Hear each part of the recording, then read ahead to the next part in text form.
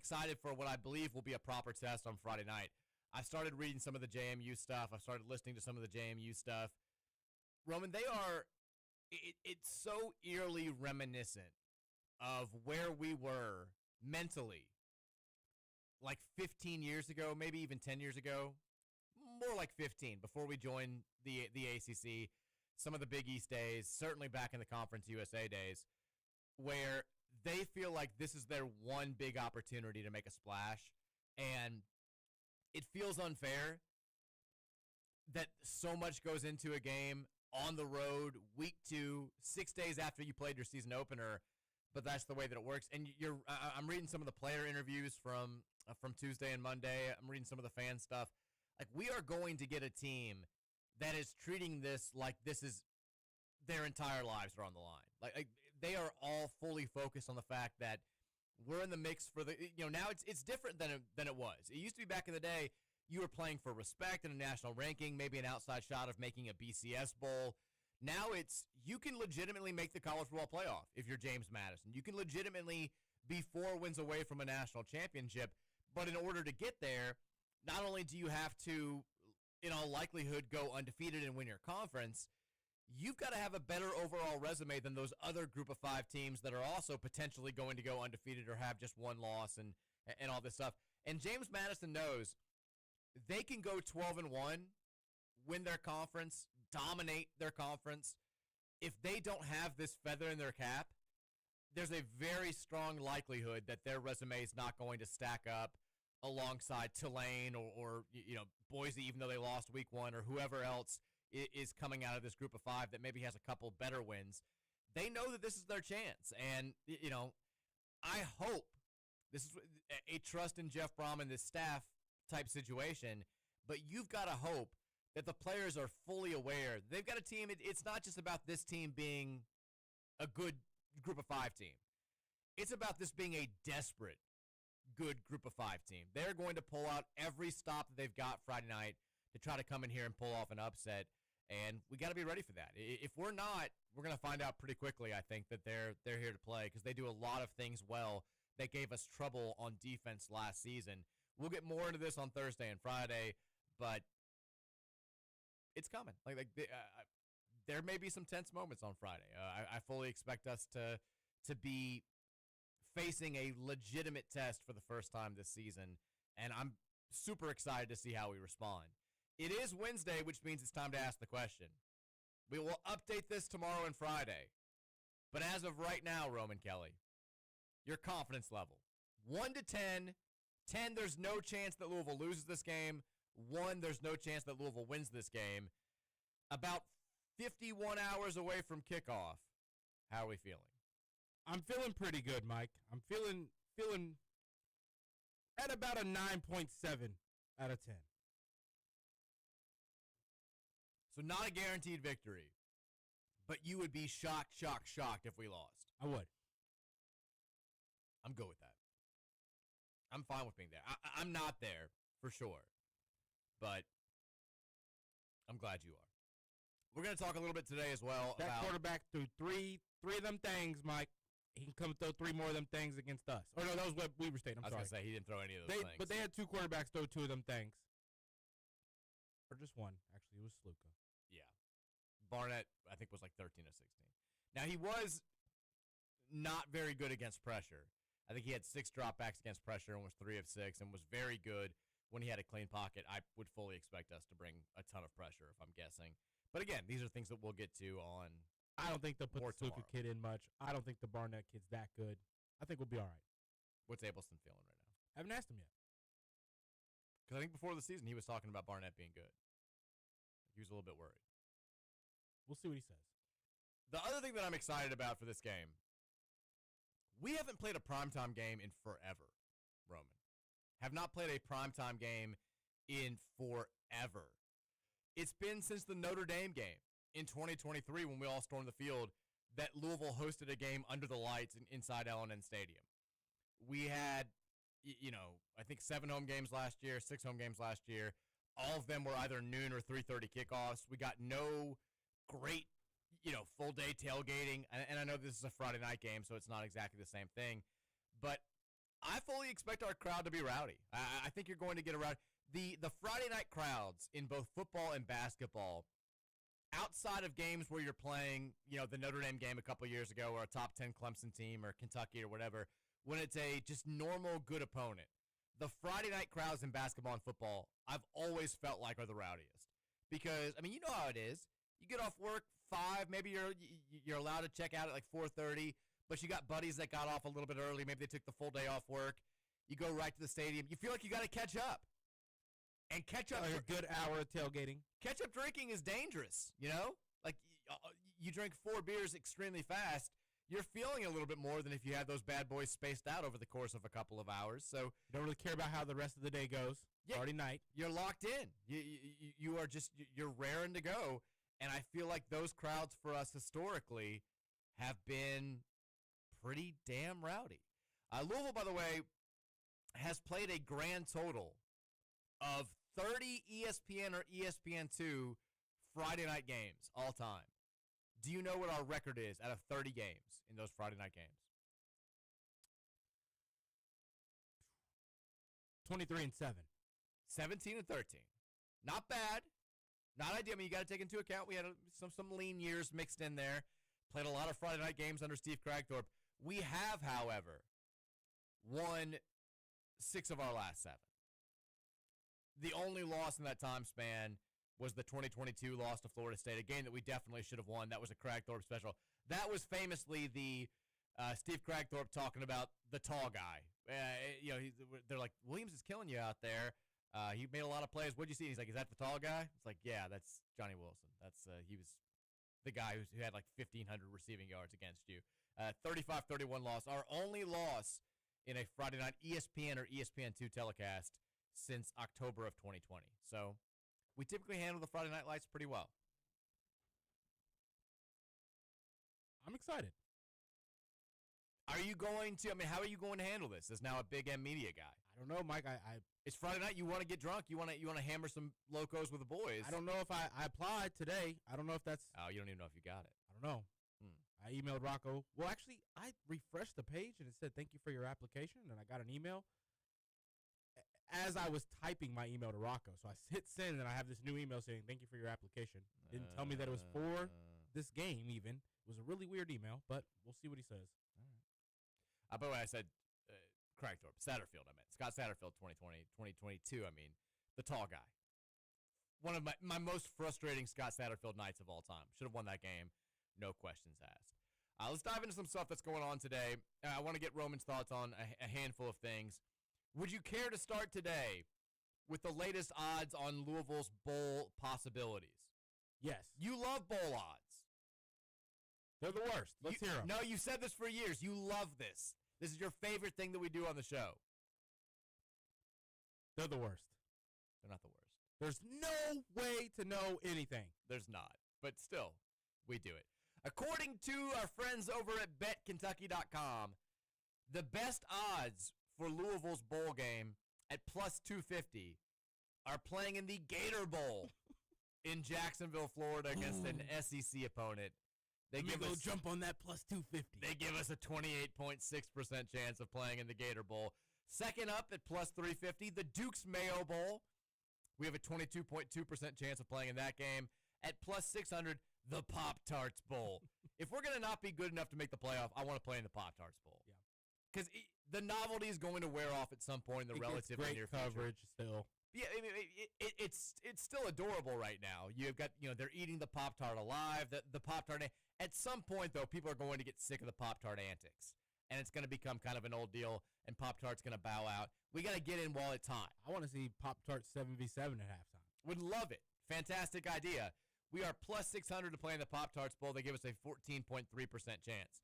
Now, if you're feeling overly optimistic about what you saw in Week 1, at plus 700 with a 12.5% chance of happening, it's Louisville playing in the College Football Playoff first round. 12.5% chance. Do you feel like that's about right or too low? I feel like it's about right. I think it's maybe slightly low. I'd give us like a 17% chance. 17, 18. Las Vegas Bowl is plus 750, and then the Field or No Bowl, if you're that guy from USA Today, is plus 850 with a 10.5% chance of taking place. I did see that Sports Illustrated updated their bowl projections today. They've got us playing Ole Miss in the Duke's Mayo Bowl. That's another one of those where if we're not going to make the playoff, I would love to have a shot at Ole Miss just because they ducked us. They ducked the smoke. We tried to schedule them. They said thanks, but no thanks. All right, cool. We'll see you in a bowl game. We'll have 15 starters missing. You'll have 17 starters missing. We'll still take you on. We'll take on all comers. What was up with the, I don't know if it was still going on when you got in here, but apparently there was a cricket at the Big X studio. Apparently it's still in here. It's in my studio. It gave Scoots trouble for 5 hours straight. I heard Scoots was extremely frustrated.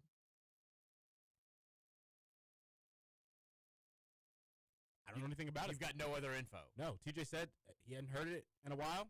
I'll hear it, though. Guaranteed I'd hear it. I mean, TJ posted a video, and it was pretty constant chirping, very loud cricketing, and Scoots is very upset about it. I've not heard it since I've been here, so maybe it's dead. Maybe it hopped its way out, but that's going to be very distracting, especially with the TV cameras on here. How do we do TV with a cricket chirping? Serious. We'll name the cricket. What will we name the cricket? Chucky. James. Because we're going to squash it like James Madison on Friday. Okay, I like that too. You like that? That's where my head is. If he's planning to be here long term, though, I mean, I hope he just offers some good juju to Well, we're going to kill it before Friday. It's the way that it goes. I'm a little bit melancholy today as well because tonight is the fantasy draft for the league that I've been playing in since I was in high school, and I am relegated for this season. I've already paid my dues. Not getting that link, not getting able to, not having an opportunity to see what's going on with the chit chat in the league. It's making me very sad. And my other league, we drafted on. You're in exile. I'm in exile. My only other league we drafted on Saturday. I had to auto draft because I couldn't be at the league. And I looked at my team for the first time the other day. It sucks. So I just may as well not play fantasy football at all. Finagle a couple trades. No, I'm not going to put that much effort into it. I'm taking a year. I'm on sabbatical. This is my Michael Jordan year where I'm just like, I'm not trying out baseball, but I'm just taking a year away. Play fantasy basketball with us. I don't want to play I've tried fantasy basketball one time. It sucked. It's tough. It's too much effort. It's every single day. It's so stressful, too. There's a lot going on. For our $5 buy-in. I don't like it at all. I don't like it at all. Fantasy baseball was also kind of exhausting, but it's still, I felt like, less than fantasy basketball is. I also will say, so I went home last night, and I wanted to knock out, first of all, I wanted to knock out the standing of the deck before it rained. That was the whole reason why we did this yesterday, was like, oh, it's not supposed to rain until Thursday. We got to get this done now. And then Mark Weinberg, as I'm going home, is like, oh, this pressure system is causing some pop-up showers. So that sucked. I couldn't do part of the thing that I wanted to do. I couldn't do because it was getting soaking wet. But thankfully, I'd already done most of the outside part, just had the inside part of our covered back deck. And so I felt like I was forced to watch the Reds, Roman, because I'm doing the deck. We have the TV out there. I turn on the game, and it's going to be a bullpen game. They scratched Lodolo, who apparently is sick. People think it's they actually just pushed him back because they wanted him to pitch against the Mets, which is ridiculous. We made it a bullpen game instead of getting Chase Burns back in there or not starting Nick Martinez because this organization doesn't want to win. And then boom, first batter home run. It's 4-0. It's 8-1. I'm like, I want to turn this off. We fight back. We still lose 12-9. I hate this team. I hate this franchise. I hate that I'm a fan. I'm so excited they got me to football, though. It's just so pathetic watching them. And they're going to try to give people hope. They'll probably win tonight. They'll win a couple from the Mets. They're just, I feel like I was being held against my will watching the Reds. I was just, even though I wasn't watching, I was more just painting and hearing the Reds. I still felt like I was being held captive. Well, and it was, none of the Reds players are listening, Mike. Well, Will Benson's a big fan. He loves the show, but I'm on Team Will. I think he should be getting more ABs. I think he needs to be playing more against right-handers, but it's super, super frustrating. Would you care, before we get into the big topics of the day, I thought there was an interesting thing today from The Athletic. They paneled a healthy amount of fans of every NFL team and then tabulated which overall fan base is the most optimistic going into the 2025 season and which fan bases are the most pessimistic going into the 2025 season. They're calling it the Hope-O-meter. One franchise had 99% of its fans feeling optimistic going into this NFL season and just 1% feeling pessimistic. Would you care to venture a guess as to which fan base that is? The Chiefs? No. Chiefs fans, 93% optimistic. This surprised me a little bit. The Eagles? They were second, 98% optimistic. The Bills? The Bills, 93% optimistic. Let me think about this. Okay.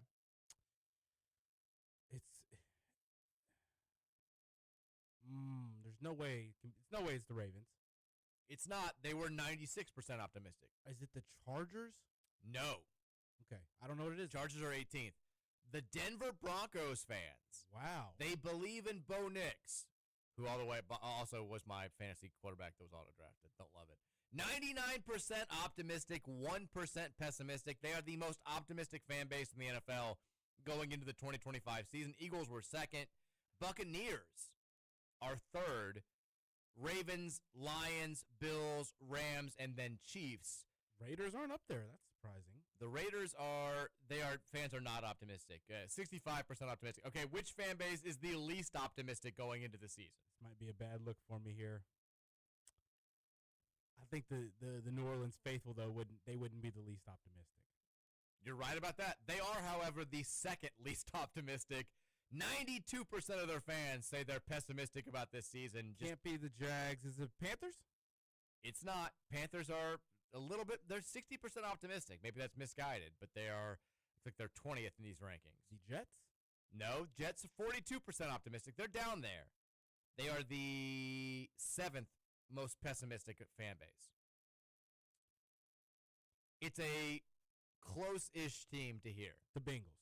No. Bengals the Colts, fans. I mean, the Colts are dead last, the most pessimistic fan base in all of the NFL. Just 7% of their fans said they were optimistic about the coming season. 93%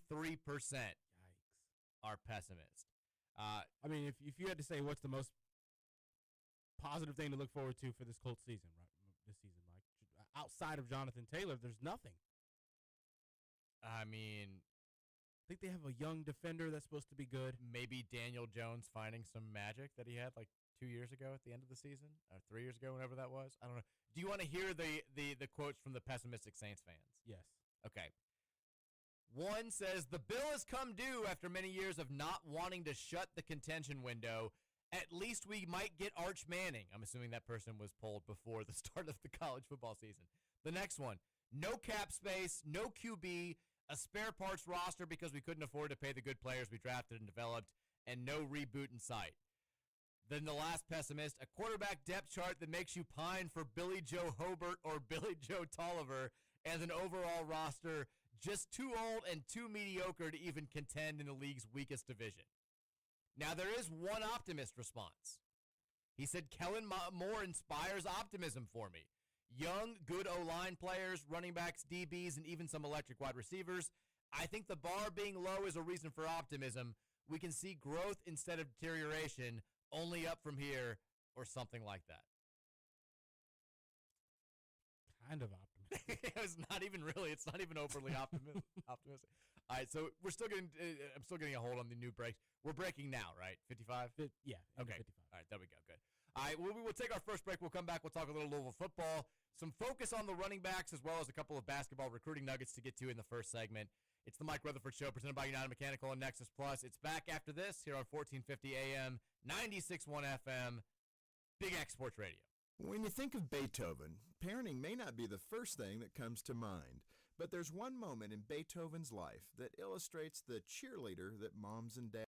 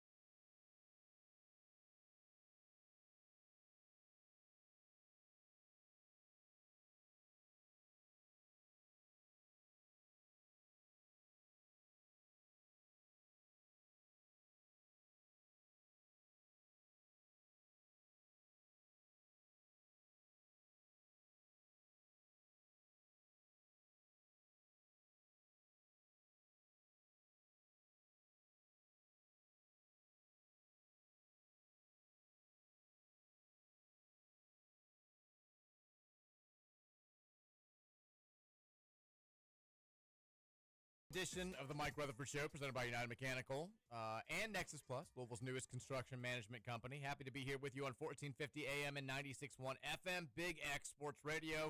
No sign of the cricket yet. Still nothing. We got to find this guy and kill this guy. It's a mission now. We got to get to it. We got lots of stuff to get to.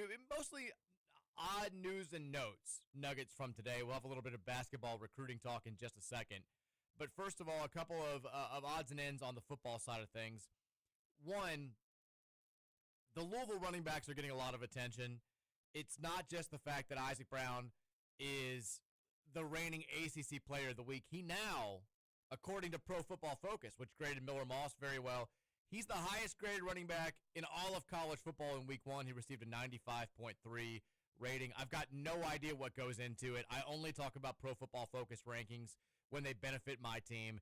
When they're bad, I'm like, yeah, they don't know what they're doing. Who even knows what it is? Who even knows who this guy is? What are they taking points away for? One bad misstep. Who the hell knows what goes? But they've got Isaac Brown as the best running back in all of college football in Week 1. 6 carries, 1 billion yards, 2 touchdowns, whatever it was. But there was I thought Chris Barclay talked to the media on Tuesday after practice. And I thought he had a number of interesting things to say about his running back group. And he made it a point to talk about not just Isaac, not just Duke, but he threw in Keywan Brown as well. And here was the money quote that got out there. Well, first of all, he said, I think when you combine those 3 kids together, you get a 3-headed monster. Isaac and Duke are special in their own right. I mean, they're just fireworks. Thunder over Louisville, so to speak. Now, some fans are taking this and running with it and referring to our stable of running backs as Thunder over Louisville. I'm not sold on this. I'm not sold on this as a branding deal. Roman, how do you feel about... Why not? Why aren't you sold on it? Brown, and Watson being referred to as Thunder over Louisville? I'm not mad at this, Mike. You like it? Well, here's my thing. Okay. I do think it's leans on the corny side. But it's branding. That's fine. We need this. We haven't had players like this. When's the last time we've had a pairing like this that we wanted to do something with? That they're so good, and we're so excited about what they're going to do in a Louisville jersey, we want to brand it. That's fair. I'm all for it. Brand them. Give them their own show.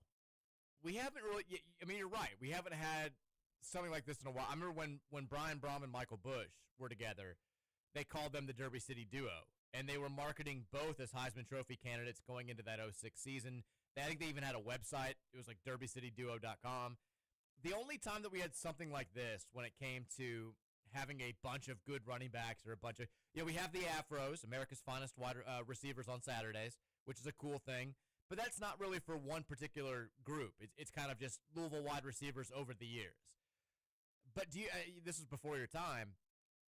When Bobby Petrino had all of those good running backs at the same time, we had Eric Sheldon and Lionel Gates, and Mike Bush was young there. Colby Smith was in that mix back, that 04, 05, 06 run. We just kind of used his phrase, which was feed the studs. And, he said the offensive philosophy is pretty simple. When you've got superstar players, you get them the ball as much as possible. You feed the studs.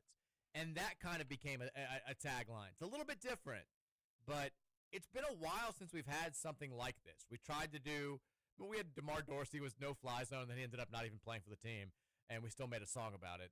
But we haven't, there were, who was it, the defensive back group?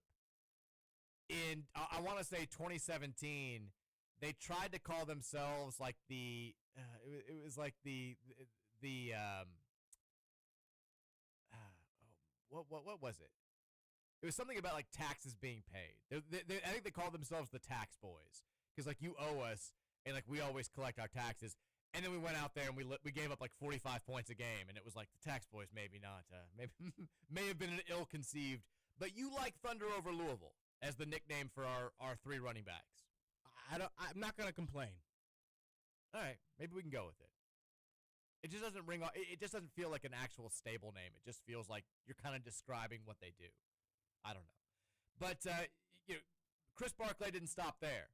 When he was coming up with taglines and nicknames and titles, he referred to Keywan Brown as Mr. Versatility. Not exactly a unique nickname, but still, he is Mr. Versatility. He had a 25-yard touchdown, 25 yards and a touchdown on the ground, had 12 receiving yards, should have had more, had a touchdown reception that got called back and had a nice 65-yard kickoff return. And Barclay said he's got excellent vision, he can catch the football, he can pass protect, and he's a well-rounded kid. We're just fortunate to have him to be able to blend in with those other kids. He also said it's going to be my intention to get all three of those guys involved every single week. Now, do you think that that's true? Do you think that we see Kiwan every week as we get into more of these games where you may have to play 4 full quarters of competitive football? I do. I do too. I think it keeps everybody fresh. I think, it's easy and it's correct to now assume that we're going to see a lot more of Isaac Brown and Duke Watts. I mean, Friday, you would expect Isaac to, if we need him to carry the ball 25 times, he's going to carry the ball 25 times. If we need Duke to carry it 20 times, we're going to give him the ball 20 times. But if Isaac can be carry 16 by halfway through the fourth quarter, Mike, that's ideal. That's ideal. Now he's still got that game-breaking touchdown potential every play still with that kind of energy. For sure. And I mean, even we saw this towards the end of last season. Even when Isaac and Duke were really rolling, we still had like probably 1 or 2 series every single game where Maurice Turner got in there and got a chance to carry the ball 3 or 4 times and got involved in the passing game. We still were using 3 or 4 running backs every single game. Donald Chaney playing hurt. Don Chaney. I mean, we had 4 guys that had the potential to carry the ball every single time out when they were fully healthy. Now, I think your first point is the best one when it comes to Isaac Brown. We saw him, even though he didn't start the year as a starter, didn't get a ton of carries the first 3 weeks. By the end of the season, he was a little bit banged up. He was just the classic wear and tear that every college running back gets once you get to November, and that's when we really needed Duke Watson to step up and shoulder some of the load, and he thankfully was more fresh. I know it seems like a small thing, but in these games in September and then once we get into October, if you can limit Isaac's carries to 15, 16 and get away with it, I think that portends good things for us in November, because you look at that schedule, and if we're in the ACC title race, you've got Clemson and SMU right there looming at the very end. You've got Virginia Tech on the road. We saw how good their defense played against South Carolina. They're looming at the beginning of November. Like, you're going to need those guys to be as close to 100% as possible, and every opportunity that you can have to get them off the field, to limit their wear and tear, and also limit the possibility of them getting injured is a big deal. So if we can use Kiwan Brown a decent amount on Friday night and still win comfortably, if we can maybe get some of the other guys involved and limit how much Isaac and Duke are taking hits, it's a great thing for us long term.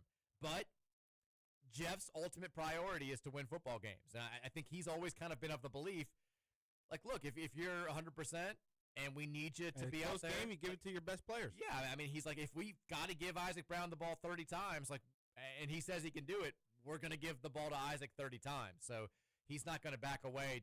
He's not going to run the risk of putting us in a position where we could lose just because he's thinking about November and October. I just think, though, Mike, that out of every handoff Kiwan Brown's had in a Louisville jersey, I feel like he's stayed ahead of the chains more times than not. He's a really, really strong runner who seems like he's staying on top of the quickness and not losing any quickness as he continues to add strength. I think he needs to be out there. I do too. I mean, if for no other reason than he can be our short yardage guy this year. He was our best short yardage guy last year. I think that pad level's great, runs really low to the ground. He very rarely gets taken down at the point of first contact, which is a huge deal for us. And like Barclay saying in that interview, he understands how to pass block. He's a good weapon in the passing game. You need him out there a little bit. I think bringing him back was a huge deal for us for this season, and maybe it'll be an even bigger deal as we go deeper and deeper into the season. A couple other things to talk about on the football side of things. The Senior Bowl does a weekly all-senior college football team. They named Colin Lacey as their returner for week 1. We feel good about that? I do feel good about that. Why not? Shout out to Colin Lacey. He's electric. Being electric out there. Also, The Athletic. They ranked all 136 FBS teams after week 1. Where do you think Louisville sits? 28th. Very close. 27. We are down 5 spots from where we were going into the season. And you may say, like, well, that's ridiculous. That they punish us. They're not punishing us for playing poorly. They're congratulating teams who beat better teams. Teams play better than we did. And we're able to move up in the stand. Like, they had Tennessee at 26, and they moved them up to 25 after they pounded Syracuse. I'm fine with that. This will all take care of itself. Now, they've got LSU at number 1. It's too much. That's not taking into account the fact that Clemson is super mid. They're not that good. They've got Clemson at number 6, which I think is ridiculous. They're super mid. The Clemson super mids is what they're called now. That's their new nickname. They lost Tigers because they got beat by LSU. They're the real Tigers. They're the real Death Valley. It's now the Clemson super mids, and they play in Field Storming Stadium. That's who they are. And their coach is Dabo, the bad grader Sweeney. That's his name. He got embarrassed yesterday. Can we play stuff from Twitter now, by the way? Send me something. Okay, I'm going to send you. We talked about the audio yesterday, but I really want to play the Brian Kelly just knockout. I'm trying to see if I can find the clip of the Dabo leading into the Brian Kelly because it's okay. I'm going to send it to you right now because it's the best audio. And look, I'm not the biggest Brian Kelly fan in the world. Killed a kid one time, famously. I don't think is a good dude, but I can support anybody who just humiliates Dabo like this. He gave us the best clip of week 1 so far. I just sent it to you on the Big X DM. See if you can play that. Because it didn't work last time. But we've had off and on success with playing audio on this show and all of our shows. And if it doesn't work, we just blame TJ Watt. Here we go. Okay, hold on. Okay. So this is Dabo first, and then you'll hear Brian Kelly's response afterwards. It's like getting the final exam day 1 of class. They made a 65, we made a 58. Neither one of us were great. We dominated him in the second half. So he's either a really good grader for, giving himself a 58, or he's a really hard grader on us, or he didn't see the second half, which that might be the case. He might not have wanted to see the second half. So, again, look, this is all like, past. There it is. That's Brian Kelly. Got him. He got him. If you're Dabo, he's trying to temper the fears of his own fan base. They need that, Mike. He's also politicking a little bit for the college football playoff, where he's like, look, we're playing one of the best teams in all of college football in week 1, and, we both sucked. And the reality is, like, LSU came to your house and kind of kicked your ass. I know it was just 17-10. They should have won by a couple of touchdowns. Like, all he needed to say, where he should have stopped, was just saying, it's like having a final exam on the first day of class. Because that's fine. If you want to say, look, a lot of teams played FCS opponents. A lot of teams played Group of 5 opponents. We played a power conference opponent. It was a top 10 versus top 10 matchup. We both got tested right out of the gate. They got the better of us.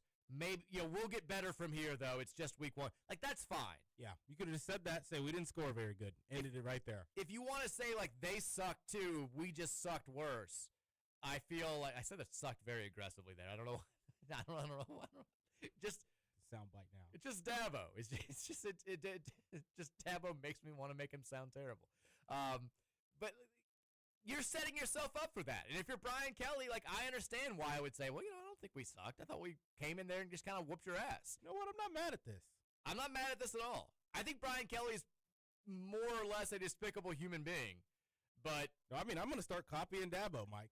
You're going to do Dabo Every stuff? time we lose in basketball, they weren't any good. We just were worse. Oh, God. That's a classic Kentucky thing. This is what Kentucky fans do whenever their teams aren't good. I made it a joke. Whenever they have bad years, like, it's a down year for the sport. I'm like, well, what does that say about you, that you're in the midst of a down year for the sport?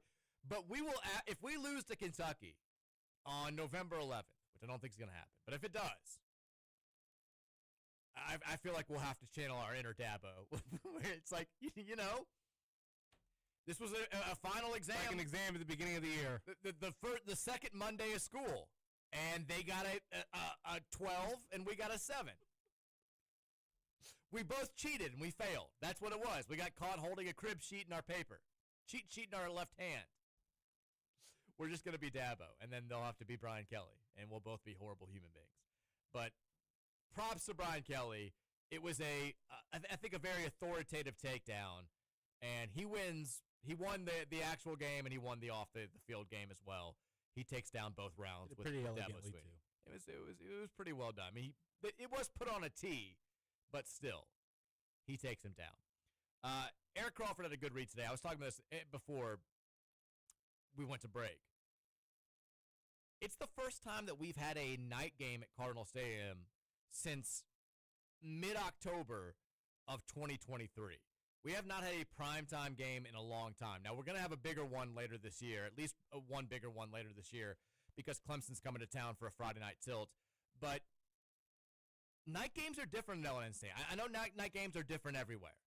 But our crowd, for obvious reasons, loves to get a little bit liquored up, loves to get out there under the lights, and loves to bring the heat when you've got a decent opponent in town.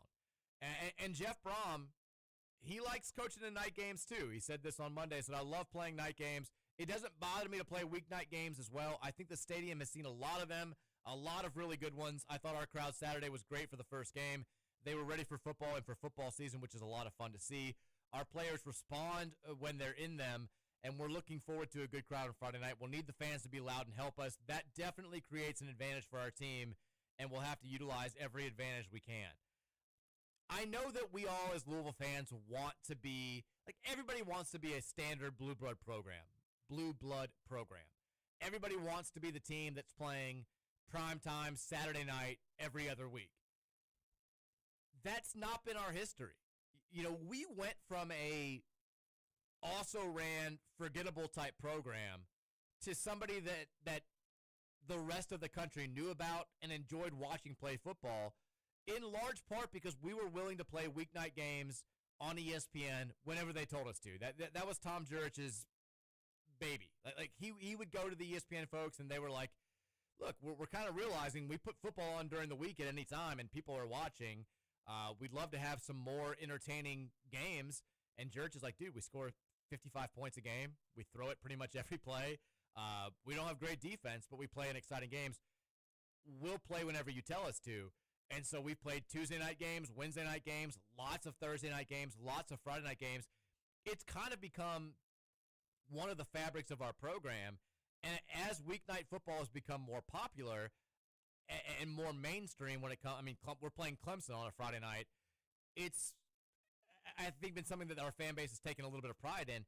I like the Friday night games. I know that it interferes for a lot of people with high school football, which does suck if you've got a kid playing under the lights on Friday. You can't make it out. That stinks. It's not great for recruiting. But from a visibility standpoint, going into week 2, I mean, there's no Thursday night college football this week because you've got the NFL debuting tomorrow, and that's all anybody's going to be focused on. So when the college football fans get back into the flow, I mean, you know, we're all like addicts that have been just fed nonstop college football for 5 straight days to kick off the season. And then, like, I don't know if anybody else was like me yesterday. I go home and not having a game to flip on felt terrible. I was like, this kind of sucks. I got to watch the Reds, I guess, again. We're the biggest show in town when all the addicts get their fix again on Friday night. There's a couple other games, but it's Northwestern playing Western Illinois, who cares? Northern Illinois playing Maryland, who cares? And Eastern Washington playing Boise State, who cares? We're the only nationally televised game. We're the only game that people are going to be paying attention to.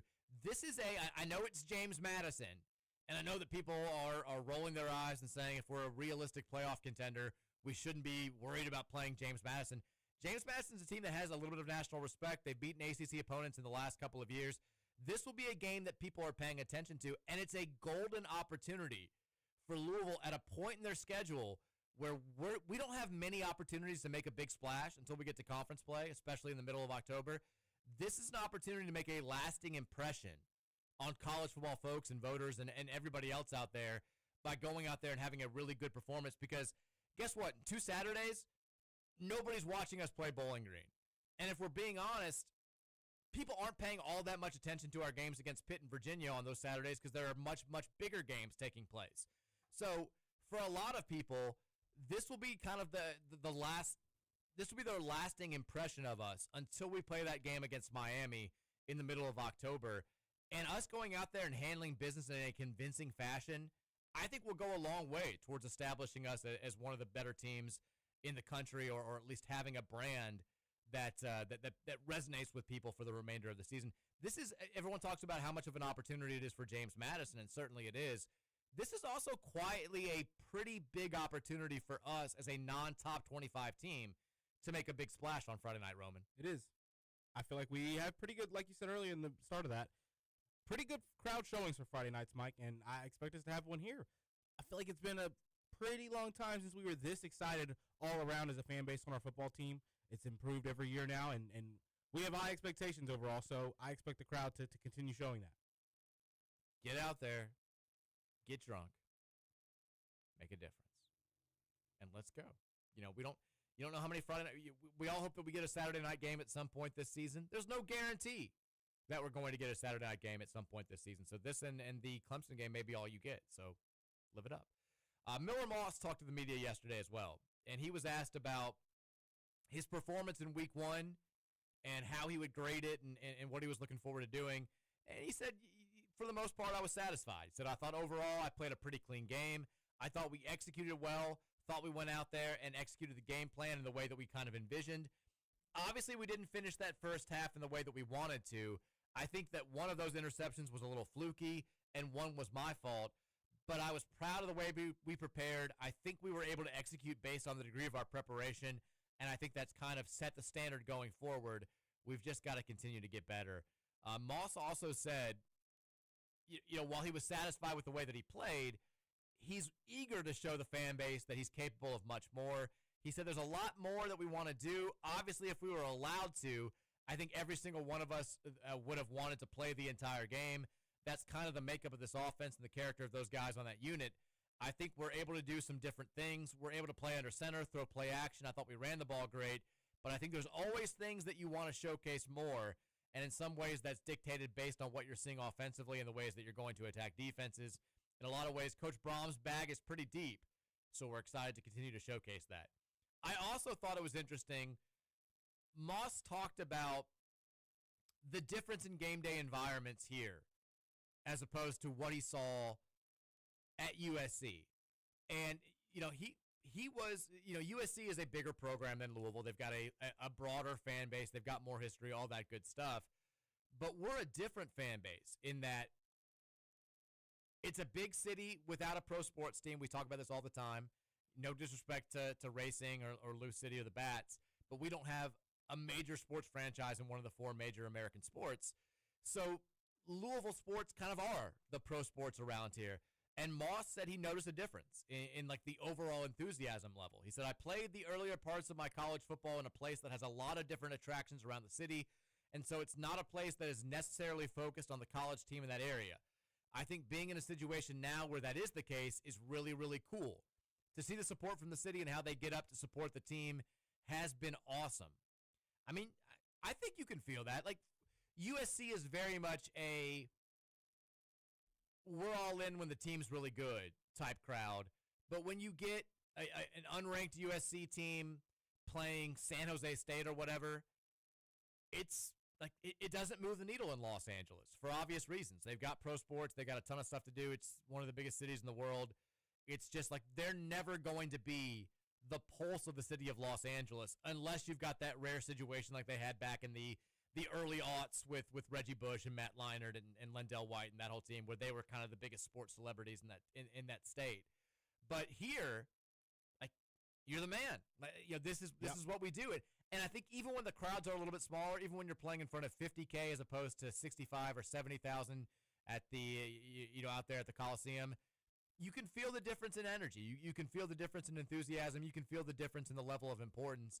And it sounds like he's feeling that here in the city already, which is, I think, a cool thing for us, Roman. It is. It is, Mike. I think it's going to only get elevated from here, too, as long as we continue to win games. You would hope so. I mean, the thing the risk that you always run with bringing in these one-and-done kind of plug-and-play players is that you're worried that they never get a chance to experience your program at its maximum level, right? Yeah. Like, if we were to lose on fan base, yeah. If let's say we lose on Friday or we lost to Pitt or we lost a couple games early and the environments for that Clemson game or the Kentucky game just aren't what they're supposed to be, you would hate that Miller Moss would never get a chance to experience that because Louisville's a great, great big-time, big-game environment, and hopefully we get a couple of those this year. And we're breaking at 25 again, right? 26 for this one. 26 for this one, and then we're at 27. Do you think the Chiefs-Chargers game Friday will impact our viewership? I forgot there's NFL on Friday. Maybe a little bit. Maybe, I mean, It says YouTube. Does that mean YouTube TV? I think it's on YouTube. I think it's strictly YouTube. They've got a handful of games this year. Well, it shouldn't be too bad then. I mean, college football fans are going to watch Louisville James Madison over Chiefs YouTube Chargers. on the phone. But the casual TV. the casual football whatever fan, you might lose a handful of those. I forgot that there was NFL football on Friday. But for the college football junkies, we're the biggest show in town on Friday, and we're the first breath of any sort of college football since Monday night. And people are going to be desperate. They're going to be ready for that taste. All right, when we come back, first of all, we'll be on TV. We'll have some basketball nuggets to talk about as well. But we'll get to you guys in the Game Day Men's Health text line. I know you want to have your thoughts heard on the radio. We'll do that at 502-414-1450. Back after this here on 1450 and 96.1 Big X Sports Radio.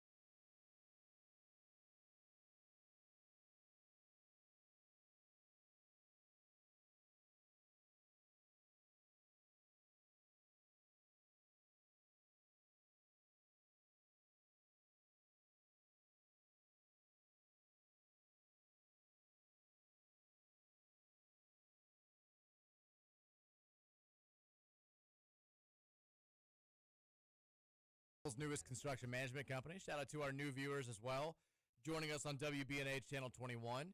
Happy to be here with you on 1450 and 96.1 Big X Sports Radio. Mike Rutherford and Roman Kelly along for the ride here on a Wednesday edition of the show as we continue barreling ahead towards Friday night showdown between Louisville and James Madison, the first real test of the 2025 season for the U of L football team. We'll talk more football as we get deeper into the show. Spend the first hour talking football. Couple of basketball nuggets to talk about before we get to you guys on the Game Day Men's Health text line. The number there, 502-414-1450 if you want to text in your thoughts. Roman, have you seen the pictures? If not, you don't know what I'm talking about. I have not. Okay.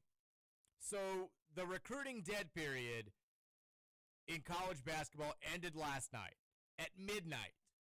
So two head coaches. Oh, I have. I figured you had.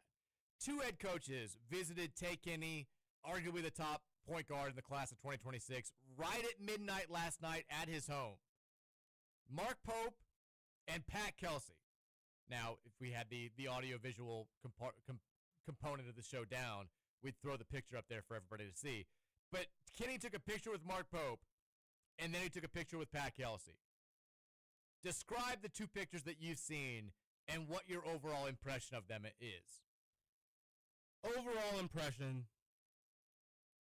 This is tough, Mike. I think that now we're going deep here. We're gleaning things into two snapshots. The fact that they were both there at the same time is interesting. I mean, that's my other question is, were they waiting outside of his door together when the clock hit midnight? Or was one like peering in the window while the other was doing his, like, what was the order? I need to know more information. He's wearing Adidas, Mike. That's the biggest takeaway. Adidas hoodie in both pictures. And it might be a height thing here, but he's got his arm around Pat Kelsey. It's not a height thing. He's more welcomed with Pat. He feels more at home with Pat Kelsey in his home. He's more comfortable with that presence coming to his house. Because the smile looks a little more genuine as well. He looks 5 times happier. He looked like he asked Pat for that pick, and in the other picture, it looked like Mark Pope asked him for that pick. That's the perfect way to describe it.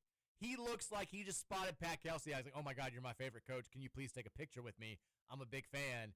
And with Mark Pope, he looks like, oh, my God, this guy again. Like, just leave me alone. Can I not have some alone time in my own house? I guess I'll take the picture. I got to be nice here. I'm famous. That's what it looks like. And I don't think the arm around Kelsey and not around Pope is a height thing. I had the same thought. You break it down, he's only about 4 inches shorter than Pope. Maybe 5. He can get that arm up there if he needed to. He could make it happen. He could at least go arm around the waist. He could. It's an intimate picture. Felt uncomfortable, though. He was like, this guy. Is he going to make me go see some horses? Like what's he going to make me do next? Probably just made some weird joke to the family. Does he want to make me do like a TikTok? He's going to ask to be in a TikTok dance, isn't he? This guy's weird. He's way more happy with Pat Kelsey. I'm reading into this. I feel like we're the team to beat. Other people have said this. It certainly shows in the two pictures that are out there. Now, the other thing that happened, so Tayon Kinney, he's playing for, say what? Taylon Kinney, thank you. Thinking of Tayon Holloway. Tay Kinney, he plays for his team in Overtime Elite. They're Adidas, right? I have no idea. I think they are. Sounds right. Who knows? The important thing, though, Pat Kelsey in attendance for his practice this morning. Mark Pope, nowhere to be seen. Nowhere around there. He plays for RWE in OTE, and there's a video of him like going through standard drills, like shooting at the top of the key. Pat Kelsey right down there, just watching him work. Mark Pope, probably, I don't know, yucking it up with some millionaire somewhere. Having lunch at some fancy Lexington restaurant with the Kraft family. Not recruiting. Not showing Tay Kinney how much he means to them. I feel like we're in a good position with this kid. I think we're in a great spot. Now, I want to get your take on something, too. Speaking of, Joe Timpton just tweeted about him. What did he say? Louisville isn't the sole front runner for top 15 overall recruit Tay Kinney anymore. The race is tightening, and another school has emerged. Sent a picture with a graphic here. He's got the Wildcat Select jersey on, which is Adidas. It's Louisville, Texas, Arkansas, Oregon, Kentucky, Miami, IU, and Kansas. I mean, whatever. Also, sole front runner is, it means the same thing. That's a redundancy. So if we are the front runner, then we are the sole front runner. Stop, Joe Tipton. Stop. He's ours. He's coming here. I feel good about this. Now, the other thing that I want to talk about when it came to this, I thought there was an interesting conversation that came up because of this. This isn't a crazy recruiting story. These two coaches waiting outside until the clock strikes midnight and they're able to go in there and talk to the kid. But it does feel like a little bit of a throwback.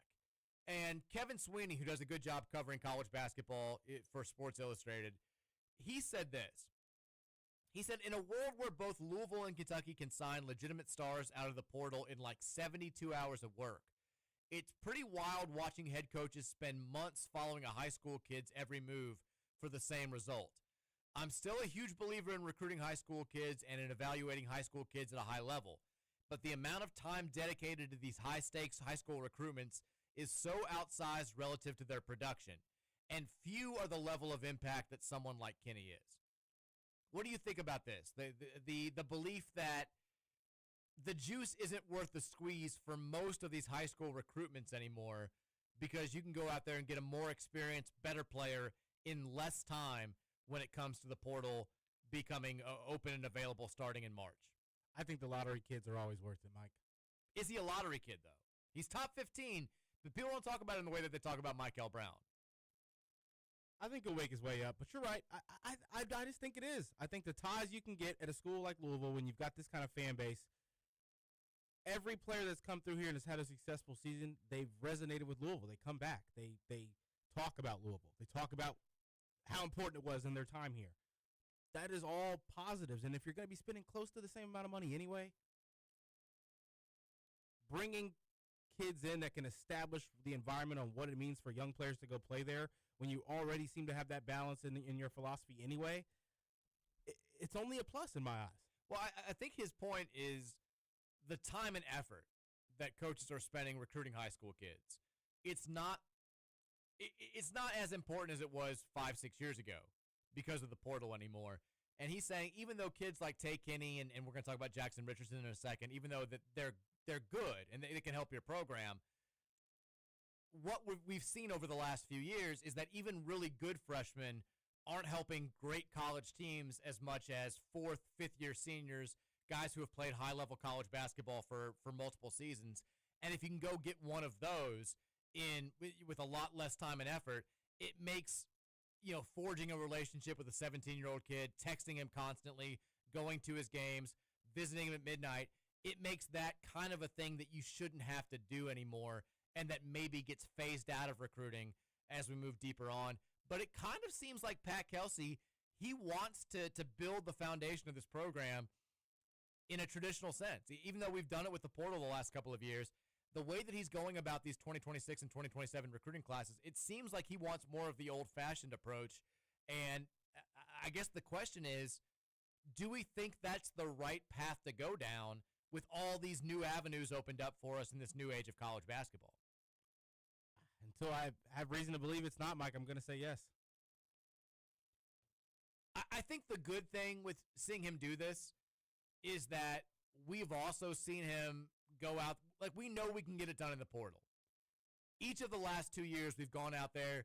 We've focused in on a handful of players that we really wanted to get. And this past year, in record time, we got 3 of those guys right away. We got the foundation of next year's team in extreme short order. So even if we're devoting maybe an abnormal amount of time and resources to high school recruiting in this day and age, I still feel like we're going to have enough left over to get some bang in the transfer portal. And I think the hope with Pat Kelsey is that we have more guys coming back from this year's team than we had a year ago, and that while we'll need to go out there and get 2 or 3 really high-impact players out of the portal, we won't need the depth adds of the portal that we've needed the past couple of seasons to round out next year's roster, and that those spots will instead be filled by some 4-star recruits, guys that he feels like he can develop over the course of 2 or 3 years. Yeah. But the Tate Kenny thing, it does seem like he's sort of trying to go one and done point guard and then exchange him for another one and done point guard next year. If you're recruiting Tate Kenny, I mean, you have to be telling him, we're bringing you in to be Michael Brown's replacement. He's going to go out there. He's going to kill it. He's going to be a top 5 pick in the NBA draft. And then we're bringing you in here to do the same thing next season. And while Michael certainly seems like a kid who's going to be able to handle that level of pressure, do we think the same thing about Tate Kenny, who's not nearly as highly regarded? This kind of feels like, hey, we got to trust Pat Kelsey on this type deal, because freshman point guards, again, especially in this modern era, have not been nearly as impactful the last 3 or 4 years as they were 10, 15 years ago. I think Michael Brown could be the exception, but is Tate Kenny the exception as well? We don't know, but it certainly seems like they're banking on him. Yeah, I don't know. He's not the same kind of all-around playmaker that Michael is. Michael has a unreal feel for the game in every facet already. His position and age, which is rare. I mean, you've seen the Tate Kenny highlights. He can do whatever he wants off the dribble. He has pretty limitless range. The athleticism's through the roof. Can he be a passer? Can he make the right reads and right plays in the Pat Kelsey system? Can he get everybody on the court involved? Can he have that kind of full court presence as an offensive threat that Michael has with his speed and ball handling ability? We're going to have to find out. Now, another one of the big targets in the class of 2026 had some news yesterday. Jackson Richardson, who is a 5-star prospect according to ESPN, the 11th ranked player in the class of 2026. He's a 4-star according to Rivals and 24/7 Sports. Rivals has him lower than everybody else. They've got him at 42nd. 24/7 Sports has him at 19th overall. He announced yesterday he's planning visits to 6 different schools this fall. We're last on that list, which could be a good thing so long as he doesn't commit somewhere else. He will take a visit here on November 8th, which is the weekend that we host Cal in football, and it's also the week that we kick off the men's basketball season, and by that point, we'll be getting ready for the Kentucky game on November 11th. He's also planned visits. He's going to go to Miami this weekend, Alabama the weekend after that, USC the weekend after that, Creighton on October 18th, Ole Miss on November 1st, and then that visit to Louisville is currently planned for November 8th. That's a big-time prospect, a guy that could really help us. He's a wing, super athletic kid, comes in with 10 finalists in addition to the schools that we just mentioned. He's also got Michigan, Seton Hall, Cincinnati, and Villanova on his list of 10 final schools. Louisville seems to be in a decent position with him. He's maybe the best overall athlete in that 2026 class, super high flyer, good defensive player at 6'6", plays above the rim. Probably needs to work on the outside shot just a little bit, but he is a guy that can be a game changer for us in that 2026 class, and maybe wouldn't be a one-and-done type talent. Maybe one of those guys that could be a college superstar as a sophomore who you can get to come back to school with the new NIL deals. But it's a big couple of months ahead for Pat Kelsey on the recruiting trail when it comes to solidifying this class of 2026. The other thing that I wanted to get to before we go to the Game Day Men's Health text line, there's a really, really good story today on CBSSports.com. Isaac Trotter is a younger guy. He's one of the best young college basketball writers in the country. He has the story kind of outlining all of the best guards in college basketball, but he says, you can't just have point guard, shooting guard. It doesn't tell the entire story anymore because all these guards, all these stretch players, all these bigs, they do different things. So he went ahead and he put all the different position players, all the different college basketball archetypes into different categories and then rank the best players that fit each mold. So, for instance, he's got initiating point guards, best scoring point guards, best combo guards, best shooting guards, best true wings, best stretch fours, best small bigs, best true fives. Like, it's a really, really good read if you're trying to get in depth on the upcoming college basketball season. And when it got to the shooting guard category, he says that Louisville has 2 of the 5 best shooting guards in college basketball, including the best shooting guard in college basketball. He's got Ryan Conwell at number 1. He says it's a smidge unfair to label Conwell as just a shooting guard, but his silky smooth jumper sets up his entire game. Conwell has shot north of 40% from downtown in back-to-back seasons for 2 different coaching staffs, Now he heads to Louisville, where he could lead the nation in trays under Pat Kelsey's three-point happy blueprint. Conwell makes off-movement three-pointers in his sleep, but he's also become an excellent at attacking long closeouts, playing off 2 feet, and either finishing at the rim or drawing a foul. His tight crossover dribble gets defenders shaking in the wind. He's a complete monster heading to an offensive bonanza. He's going to be awesome at Louisville. Does that get you excited? It does. Number 5 on this list, Isaac McNeely. He said, we got a 3-year sample size of McNeely establishing himself as one of the premier shooters in the country. He's a career 42% sniper. That's different. Best shooter in the country. Louisville's breakneck tempo might provide a little whiplash from plotting UVA, but once he recovers from that, McNeely is going to get back to doing what he does best, bang trays. Transition three-pointers is one of the highest value shots in college basketball right now. McNeely only shot 6 of them last year for Virginia. Kelsey is going to have McNeely hucking in transition all year. A second straight year of 100-plus three-pointers at a 40% clip is firmly in play, even for loaded Louisville. Does that get you excited? It does. I love this. I do too. Now, he doesn't have any other Louisville players on his list. He's not ranking. He doesn't have freshmen ranked highly outside of A.J. DeBanza, so he doesn't have Michael Brown on any of the point guard fits. But having 2 of the 5 best shooting guards in college basketball is a pretty good backbone for your team going into next season, especially when you play the way that Pat Kelsey wants to play. Now, he does have this. We're about a month and a half away from Louisville's exhibition game against Kansas. He's got Darren Peterson as the number 1 scorer/creator in all of college basketball. Says, he's going to get buckets in the NBA game. He could get buckets in an NBA game tomorrow. He's an excellent shooter who moves unlike many other lead guards, slips in and out of tight spaces in an uncanny way to create space. He's going to have a huge usage rate for Kansas and be one of the best scorers in the entire country. We're going to see him up close and personal October 24th. And like I said a couple of times, I know that he and Michael Brown might not be going head-to-head, but a lot of people are going to frame the game in that fashion, where it's 2 of the top 5 picks in the NBA draft getting their first taste of one another. Who's going to show out? I mean, he's 6'5", so he's still a little bit bigger than Michael, but Michael's 6'4" now. So you may have those guys being matched up on a number of occasions, and that's going to be might be 6'6" by then. He just keeps growing, Roman. He's a big boy. They keep giving him his Wheaties. He's getting that. He knows what Kanai will be by game time. Eli Foy's just stretching him, just getting him on those stretching machines. He's got Kanai up to 6'10". He's got Michael up to 6'4".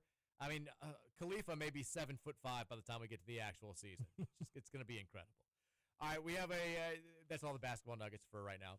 Game Day Men's Health text line, the number to weigh in with your questions, your comments, your concerns, whatever you got, is 502-414-1450. Game Day Men's Health is redefining men's wellness. No shortcuts, just results. Testosterone, peptides, weight loss, and sexual performance therapy. Visit GameDayMen'sHealth.com today to find out how they're defining a new era in men's health. Let's get to some texts from you guys. We have lots to get to. We'll start right now. Texter says, Mike, I have a hot take, and I'm curious on yours and Roman's thoughts. Joker and the Thief is getting old and feels much more lethargic than it did a couple of years ago. I remember when the players got super into it and the fans were rowdy. It doesn't seem to have this effect anymore. I think it's time for a change. Roman, I'll let you take first swing on this. Is it time for Louisville to distance itself from Joker and the Thief? No. I think that when you get those big home games, they get those massive crowds, and it's a team that, everybody wants to get rowdy against, you're going to see the fans come back out. Again, it probably doesn't have the same effect that it had a couple of years ago, when every player down there is getting involved, running up to the sidelines and stuff, or to the fans and getting them involved as well. I still think it's a staple. I'm with you. It's our thing. And I don't think you can judge its efficacy on what it looked like going into the fourth quarter of the game against Eastern Kentucky, right? Like, nobody was there. We were up by 1 billion points. Yeah, the players probably weren't as into it anymore because there were 5,000 fans sitting in the seats at that point. If the game is close on Friday night, or if it's, we're up by 10 points and we're looking to put those guys away, it's going to be rowdy when they play Joker and the Thief. Now, as kind of a follow-up, I think that Joker and the Thief maybe should only be for football. We use it for basketball, and it worked. Here's what I would like to see. If they want to use it for basketball, I don't think we have to, like, slot it into an assigned time. Because they play it, I think, going into the under 8 timeout is when they play it, kind of like crunch time, get you ready for the stretch run or whatever for the game. I think they should sort of, like, pick a moment to play it. Like, you know, if there's a timeout in the middle of the last segment when there's 2 minutes left, like, bust it out then. Like, I don't think we need the slotted time, because there are times where, like, all the momentum's on the other team's side, and the crowd is kind of quiet, and it's like, okay, like, maybe this isn't really the moment to do it.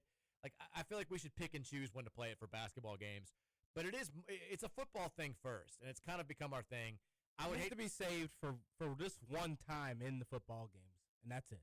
Yeah, I mean, I also think we can maybe shelve it at a basketball game if we're beating somebody by 40. You know, maybe you don't really need to bust it out then, because it's just kind of like, all right, you know, it just feels, I don't know, it just feels unnecessary at that point. But I like its place where we are with football. And I think if it went away, you would have more people complaining about it than you think. Like, Kentucky, I know one of their big takeaways, the KRC boys have been talking about it this week, is that the game day atmosphere on Saturday kind of sucked for UK against Toledo. And, you know, they had a good crowd. The numbers were fine, but the music apparently was bad, and they didn't play that Grove Street Party song, which has kind of become their thing over the past decade, and seems to be sort of the only thing that they all get into. Like, the old people kind of like it, the young people kind of like it. They all do the It's a Party thing. And they took it away, and people were pretty upset about that. I think you would get a similar reaction if you took Joker and the Thief away. Can't take stuff that gets them going there. They don't have much. Exactly. And, I mean, apparently I heard Roush talking about this. Like, the music they were playing at the game was just like, they were playing like Cotton Eye. They always play Cotton Eye Joe, but it was songs from like the 1950s that even people my dad's age were like, I don't know if I want to hear this in a football game. You know, they're playing like Richie Valens, O'Donna, stuff. It's like, what are you doing? Give us something with a little bit of a beat. Give us something we can kind of cheer to. It sounded like the atmosphere at the Raj was not great on Saturday, but we got to I think we got to keep it going with Joker and the Thief. It's our thing. But I enjoyed the hot take. Texas Mike, how in the world is Isaac Brown not being discussed as a potential Heisman candidate? His first game, he averaged 21 yards per carry. I feel like he gets zero attention, and he absolutely deserves a lot of media love. He doesn't even have Heisman odds on FanDuel. I guess you can just add this to the Louisville gets disrespected bucket. I'm sort of surprised, because I saw the odds today, too. I was doing a thing with DraftKings, and FanDuel has the same thing. Miller Moss on these lists, he's somewhere in that 20 to 25 range, and Isaac Brown's getting no odds anywhere for the Heisman Trophy.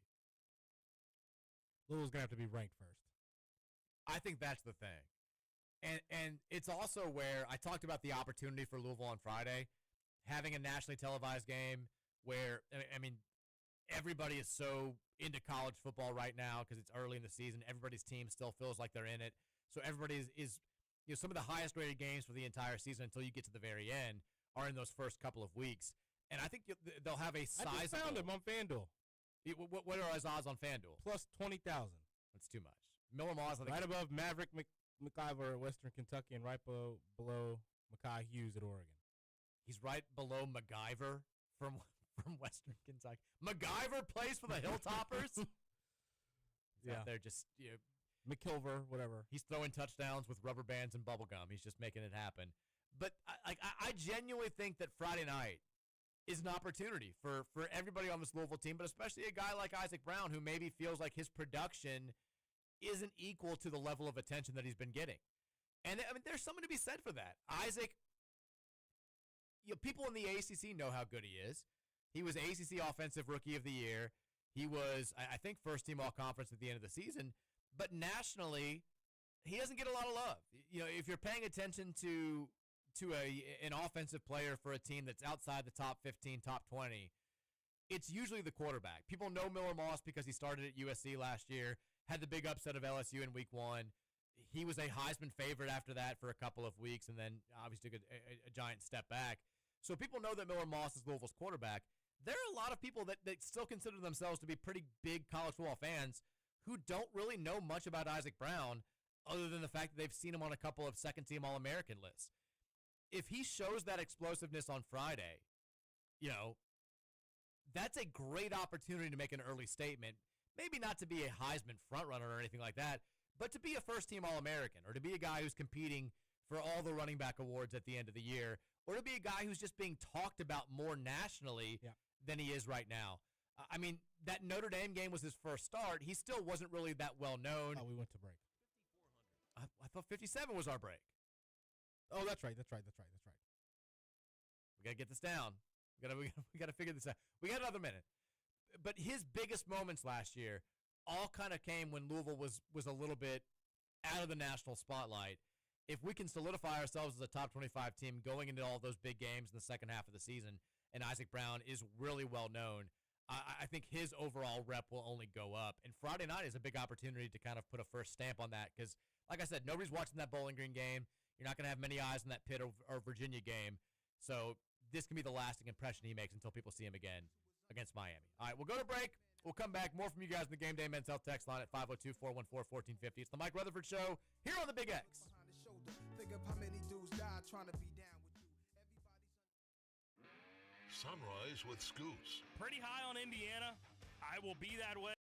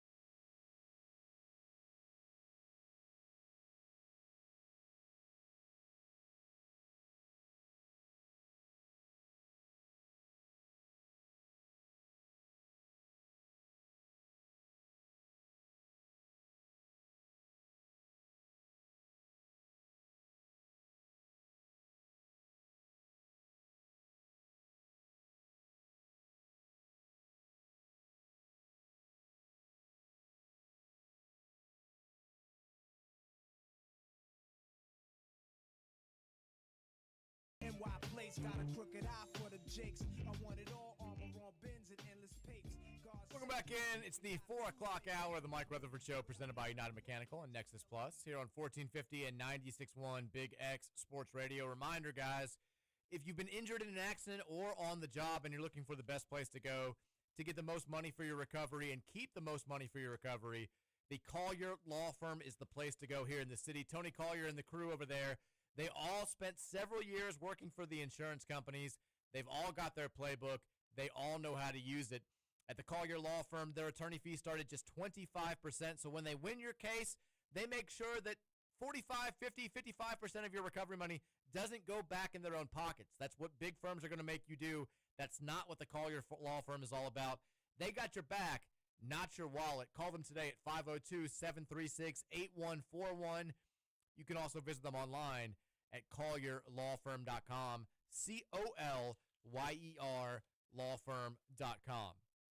Roman, I'm working through Snowfall, and now we're in football season, so there's a lot of sports to watch. But I keep hearing rave reviews about the Jerry Jones Dallas Cowboys documentary. Have you seen this, or do you plan on watching this? I don't plan on watching this. I mean, you're a certified Cowboys hater. I am. I am, too. I've never cared for the Cowboys. They're probably my least favorite NFL team outside of the teams in my own in the Lions division. But it sounds like it's a genuinely good watch. And I'm kind of curious to see what it's all about. I mean, everyone that I know, Cowboys fans, non-Cowboys fans, has said it's worthwhile. I feel like I need to watch it before we get to the Jerry too Jones deeply is in an the idiot. NFL season. He's an idiot? Yeah. But I have heard that it is a pretty good watch. Maybe I'll look into it. Let me know what you think first. I might. Or maybe I'll just keep my opinions to myself. As a Saints fan, which team in the NFL do you like the least? Is it the Cowboys? Cowboys are up there. I don't like the Falcons at all. Yeah, that's the big rivalry. I forgot about that. That's about it, really. All right. We'll do some NFL talk coming up next segment. But for this segment, we've got more from you guys on the Game Day Men's Health text line. 502-414-1450 is the number. You guys have loaded it up on this Wednesday, which we appreciate. And we want to remind you one more time that Game Day Men's Health is redefining men's wellness with no shortcuts, just results. Testosterone, peptides, weight loss, and sexual performance therapy. Visit GameDayMen'sHealth.com today to find out how they're defining a new era in men's health. 502-414-1450 is the number. Texter says, I'm not scared of JMU at all, and we need to stop fear-mongering. In 2023, JMU allowed the second most anemic offense outside of Wake Forest in the ACC to score 34 points against them and squeaked out a 1-point win. In 2024, they beat a horrendous UNC team 70-50. Everyone nationally is trying to connect these dots to a Louisville loss. JMU last season without Signetti struggled to beat Gardner-Webb 13-6, squeaked out a 1-point win against Old Dominion, and lost to Louisiana Monroe and Georgia Southern on the road. If Louisville can avoid the turnovers and penalties that we saw on Saturday, we can easily beat JMU by 3 scores. I'm hammering Louisville to cover the 13.5 points. I'm with the texter. I do feel like the fan base is divided into two pretty, I'm going to use the word divided, but we're in two pretty divided groups. There's the group that is more like me, and I'm not predicting a loss or anything like that, but I do think that this will be a proper test. I do think that we'll have some anxious moments, and I think that we'll learn a little bit about our team on Friday night. And then you've got the portion of the fan base that is like, it's James Madison. They're a group of 5 team. They've got no business beating us. I don't care what they did to Wake 2 years ago. I don't care what they did in North Carolina last year. They don't have Signetti anymore. If we're a for-real contender in the ACC, we should go out there and blow these dudes out. And I don't know which side's right. Like, I don't know what the proper mentality is. I understand both sides. I think my argument to people that think that James Madison should be a walkover opponent and that if we're a legit top 25 team, a legit playoff contender, we should have no issue with them, is that you go back and you look at a lot of good teams over the course of the past decade from power conferences. A handful of them have had some squeakers against some group of 5 opponents. It doesn't mean that they're bad teams. It just means they got pushed early in the season and they found ways to win. if we do go out there and win this game by less than the point spread, I don't think it's the end of the world. I think it's a win that could still age well as time goes on. And if we go out there and it's a close game for 3 quarters and we pull away and win by 17 points, I know that a lot of people are going to have issues with that. I'll be fine with that. I think that, the ideal scenario is we go out there and blow these dudes out. But I'm not going to be disappointed if we don't go out there and win by 31, Roman, is what I'm trying to say. Yeah, I won't either. But if it's a 14-point game, the entirety of the game, I do question about our ability to go and handle business against ACC teams. We should be able to handle business against this team. Even with the spread being 14 or less than 14. Yes. The computers say that we're about 12.5 points better than James Madison. But you'll still be worried if we win by 17 to 20 points better than James Madison. Okay. I mean, the computers do say, to be fair, like they say that we're somewhere between like 26 and 30. So if we want to get up in that 10 to 15 range, then yeah, maybe we need to go out there and win this game by 17, 20, 21 points. There is one person that is extremely high on Louisville this week. Most of the national, whenever you get national predictions, it's typically going to be somewhere in the realm of where the point spread is. Like most people are saying Louisville wins by 10, Louisville wins by 14, Louisville wins by 17. There's one person who's out there saying, I think Louisville's going to roll in this game, who's not a Louisville fan. It's our girl Alexis Cupid over at the Courier-Journal. Did you see what she predicted? I did not. What'd she say? So she had her write-up of the game today and she said, why Louisville has an advantage. There were no surprises with Louisville's offense. Everyone performed well as expected against EKU. The Cardinals' defense put together a strong showing with much more to look forward to as competition increases. If the squad can clean up the penalties, you should expect another lopsided win. Louisville 45, James Madison 14. Wow. That's a big deficit there. I mean, you feel very confident about this game. If we do win 45 to 14, will your overall outlook on the season change? Not much. No. I think we're staying where we thought we should be. If you improve on what the things looked like last year that you had issues with, I think you're not winning that game if you don't fix the penalties and turnovers 45 to 14. So you probably have won the turnover battle. I can't imagine you turn the ball over at all. Definitely not more than once in that kind of a win. And you shouldn't be having those kind of penalties at all, even against the James Madison team, Mike, if I'm being honest. So I can't expect them to fix the penalties that quickly. I think the turnovers will get fixed. I don't think Brady Allen's going to be out there to throw one. And that flukish one, that's the kind of thing that doesn't happen much.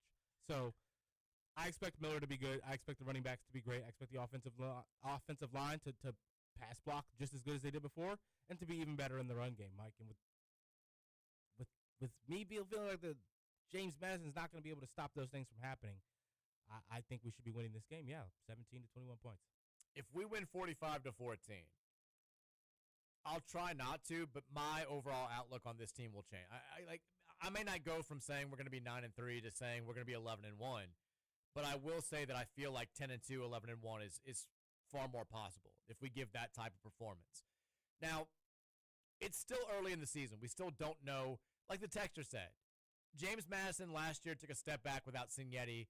Maybe they're going to take even more of a step back this year. I mean, remember, I think it was Teddy's last year. 2013, we all hyped up Ohio. We were playing them in week 1. They were the preseason favorites in the Mid-American Conference. And they had a couple of specialty players that seemed like power conference guys. And the whole offseason, we were like, this is going to be tough. This is going to be tough. And we won the game like 63 to 7 or something like that. And Ohio ended up not being that good. So maybe we go out there, we beat James Madison handily, and they end up being like a 7-5 team we should have beaten handily. I still, knowing the DNA of their program, knowing some of the specialty players that they've got some dudes. They've got some dudes that could play at the power conference level. They got some dudes that have played at the power conference level. If we win this game by 31 points or somewhere around there, I will take a lot of confidence into the bye week, and my overall enthusiasm for this season will grow.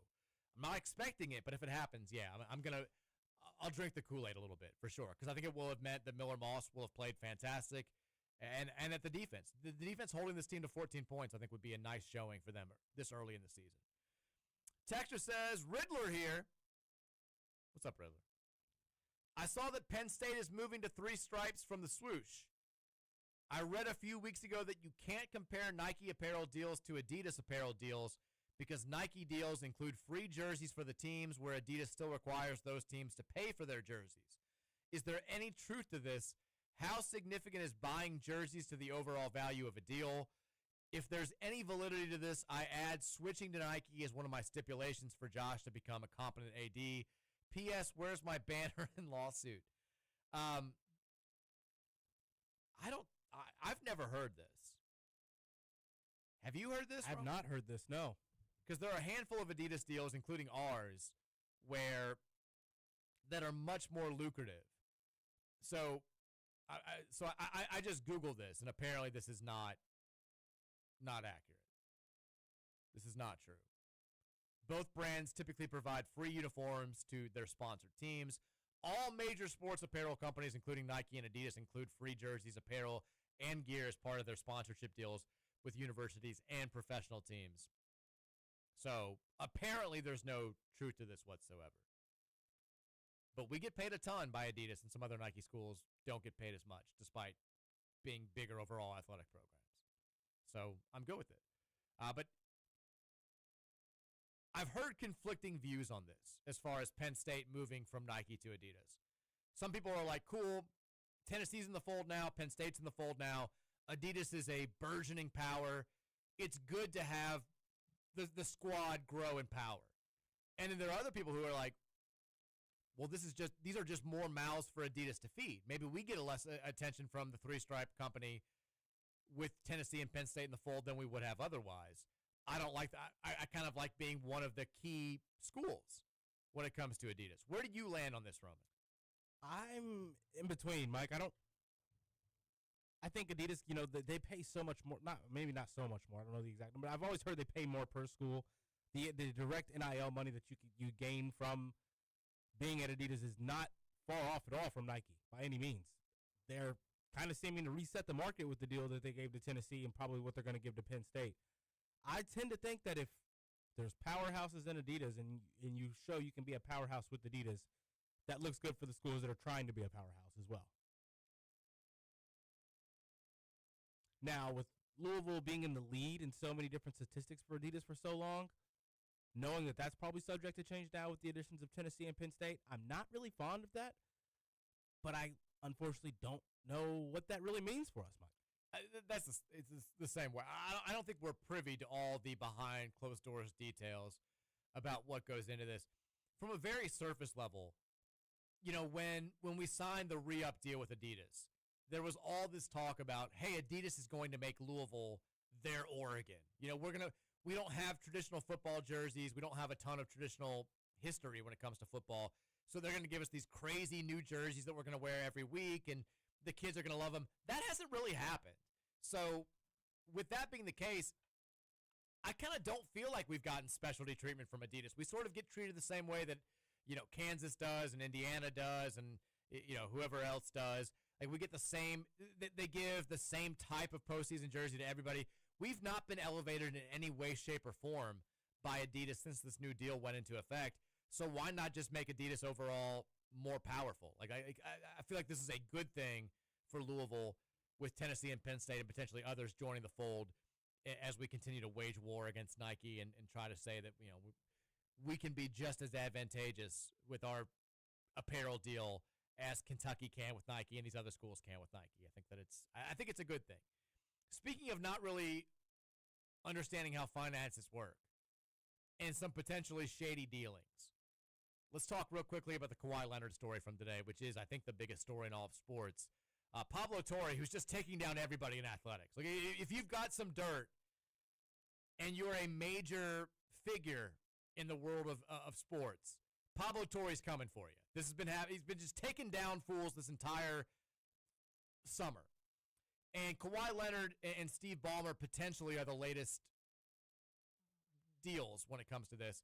According to Pablo Torre in his podcast, Pablo Torre Finds Out, Kawhi Leonard signed a $28 million endorsement deal for a no-show job with a fraudulent tree planting company that was funded by $50 million from Clippers owner Steve Ballmer.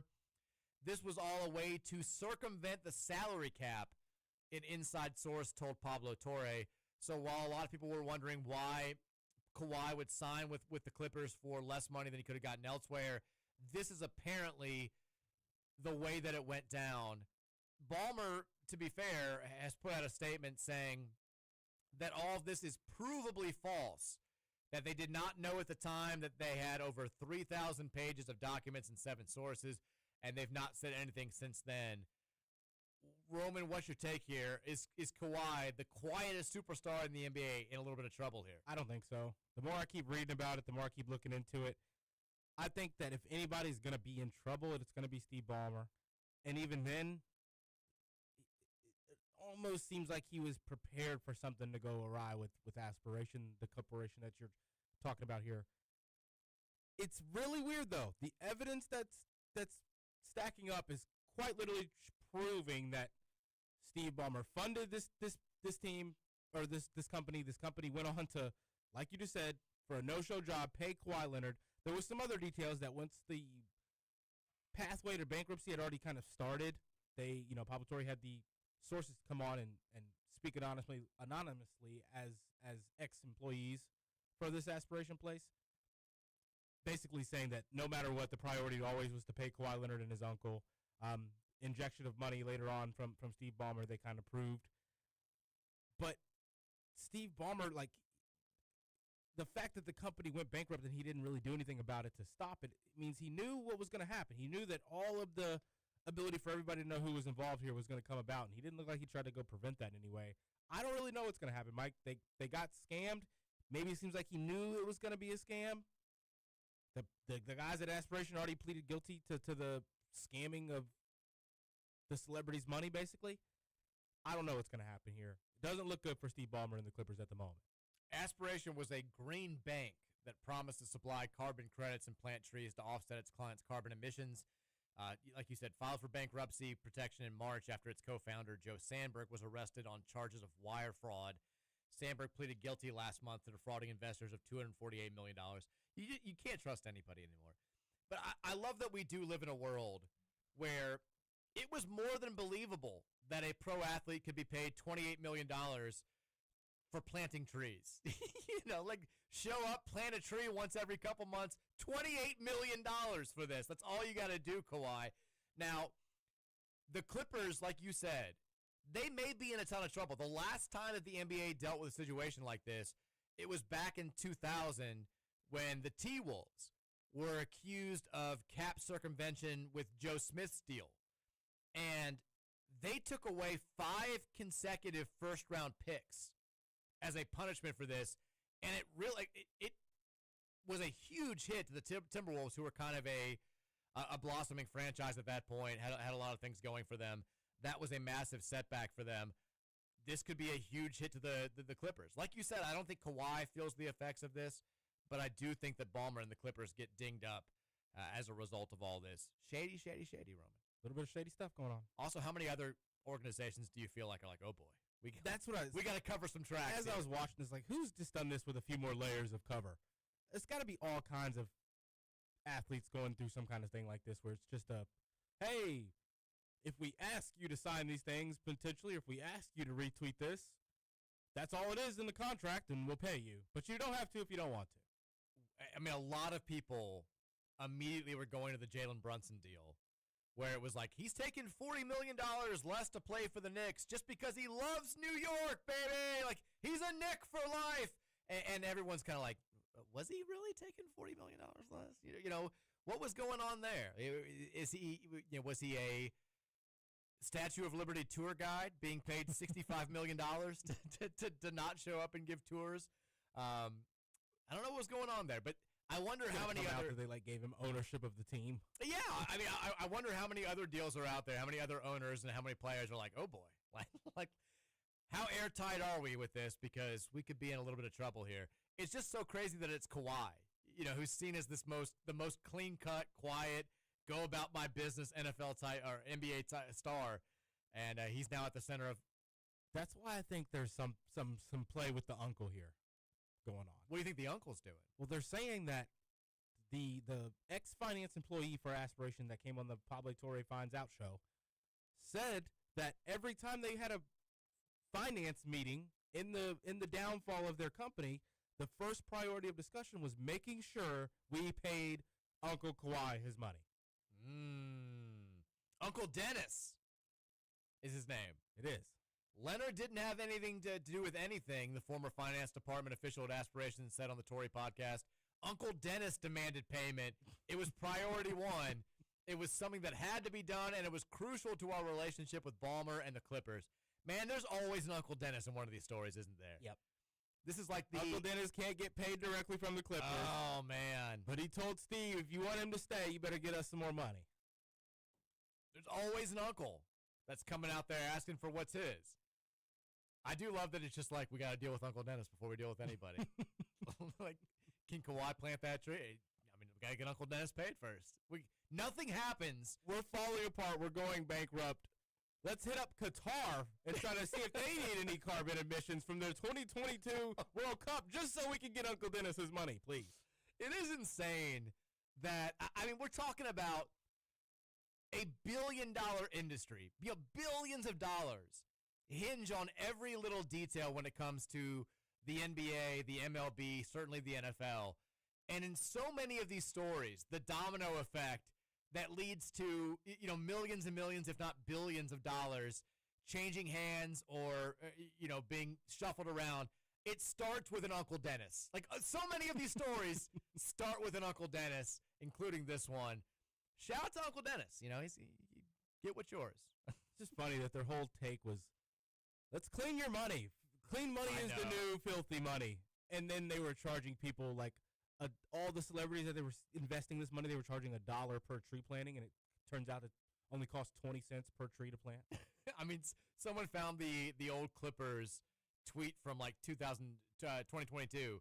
We're like, happy birthday, Kawhi. For every comment, retweet on this post, Aspiration will plant one tree for Kawhi's birthday. And they're like, no, we're getting that Uncle Dennis money. We're saving up right now. Got to do what we got to do. All right, yeah, Game Day Men's Health text line, 502-414-1450 is the number. Texter says, hey, Mike, what is that movie called that's in the intro? It's about rollerbladers in Cincy, Ohio, early 90s. No idea. I mean, we'll ask Trevor here. Yeah, Google could be our friend here. There's a movie about rollerbladers in Cincinnati, Ohio.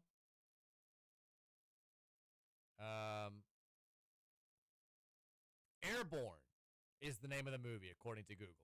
The movie featuring rollerbladers in Cincinnati is of course, everything about this write-up is so Trevor. It follows a California teenager who moves to Cincinnati and impresses his peers with his rollerblading skills. The film, a cult classic for many, stars Shane McDermott, Seth Green, and Jack Black in one of his early roles, and was filmed in various locations throughout Cincinnati and northern Kentucky. Airborne is the name of the film, Roman. Never heard of it. A California teen moves to Cincinnati and can only impress his new Ohio friends with his rollerblading skills. I mean, there could not be a more plot for a 1993 movie than that description right there. Texter says, did you see the story that Danny Hurley was seriously thinking about leaving UConn for Fox Sports? He really is that mentally fragile. Good thing he doesn't coach at a blue blood. I was going to bring this up to Roman because I figured Roman would have a very similar take. So, and I don't know, some people are saying he's just doing this to sell books. But Hurley, while doing What's he doing? So today, it came out, he's doing some publicity he wrote a book that's coming out, kind of an autobiography. And in the book, the teaser that they put out there is that he says, after this past season, the pressure and the stress of trying to win back-to-back-to-back national championships and struggling with his team was so extreme that he seriously thought about retiring or leaving college basketball and going to work for Fox Sports. Give me a break. Here we go. What this really is, Mike, is him realizing that he can't be a bleep if his teams don't win how they did those last 2 years. Oh. He's realized with the money that all these other schools are having now, it's not as easy to go just pinpoint the perfect players for you to go and win a national championship, and he doesn't have the success anymore doing that. In one season, you're ready to quit. Come on. Gosh, Mike, Everyone loves calling for that shots. kind of money, that kind of presence, every time you get in front of a microphone, what pressure are you talking about? I mean, that's kind of what I'm saying. Everyone loves calling the shots when they're the dictator. It's a little bit tougher when it's a democracy. A little bit tougher when everybody else has a little bit of power. I did not see this. That's that punk behavior, Mike, that I've been talking about. See, that's my thing when it comes to this. Because I feel like Danny Hurley, probably not a good hang, but I think he's great for college basketball. All of this pressure that he's talking about, all of this stress, all of this strain, he brought like 80% of it on himself. Yep. There's always going to be pressure when you've won back-to-back national championships and you're the program in college basketball. But him going out there and, flashing 2 rings at the Creighton crowd, him going out there and getting in fights with the St. John's crowd, him going out there and saying, we're the best every time he gets asked about UConn, or yelling at a referee and saying, don't turn your back on me, I'm the best coach in the sport. Like, all of that stuff, you're bringing that upon yourself. If you don't want that type of heat, if you don't want that type of attention, calm your ass down. That's on you. You're the one who's out there doing it. So, yeah, I typically kind of like Hurley for the most part. I love his basketball mind. That's about it, Mike. I don't really like him any other realm. I thought that was a weak take. I thought it was a weak stance. Pat Kelsey would never. When he wins back-to-back national titles, that thought will never enter his mind. All right, we're going to break. When we come back here, little NFL talk for you as we get ready for the kickoff of the 2025 season. We'll talk about that. We'll take some more texts as well. It's the Mike Rutherford Show, presented by United Mechanical and Nexus Plus, 1450 96.1 Big X Sports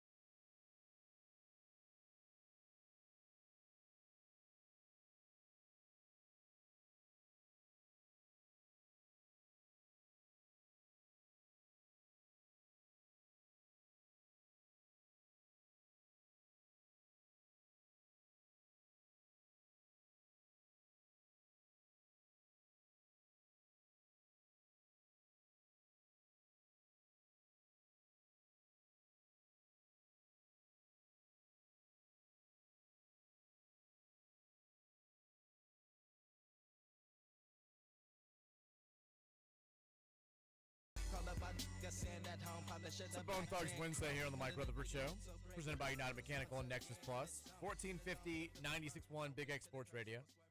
Rum, what's your favorite Bone Thugs song? Are you familiar with Bone Thugs? A little bit. This one's up there.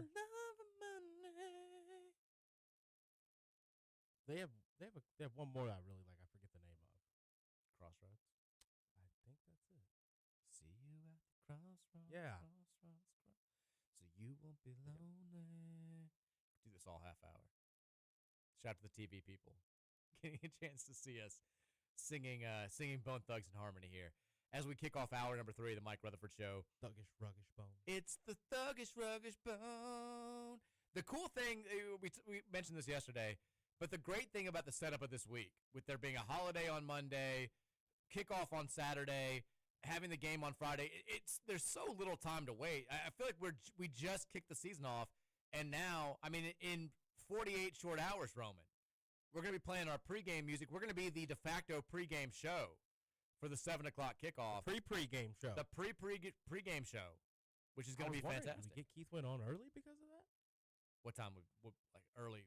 What do you mean? Well, we're on we're simulcasting from 4:30 to 5:30. So the pregame show listeners outside of our Big X normal listeners would miss the Keith Wynn interview, which would be good pregame. Well, he typically does it at 4:30.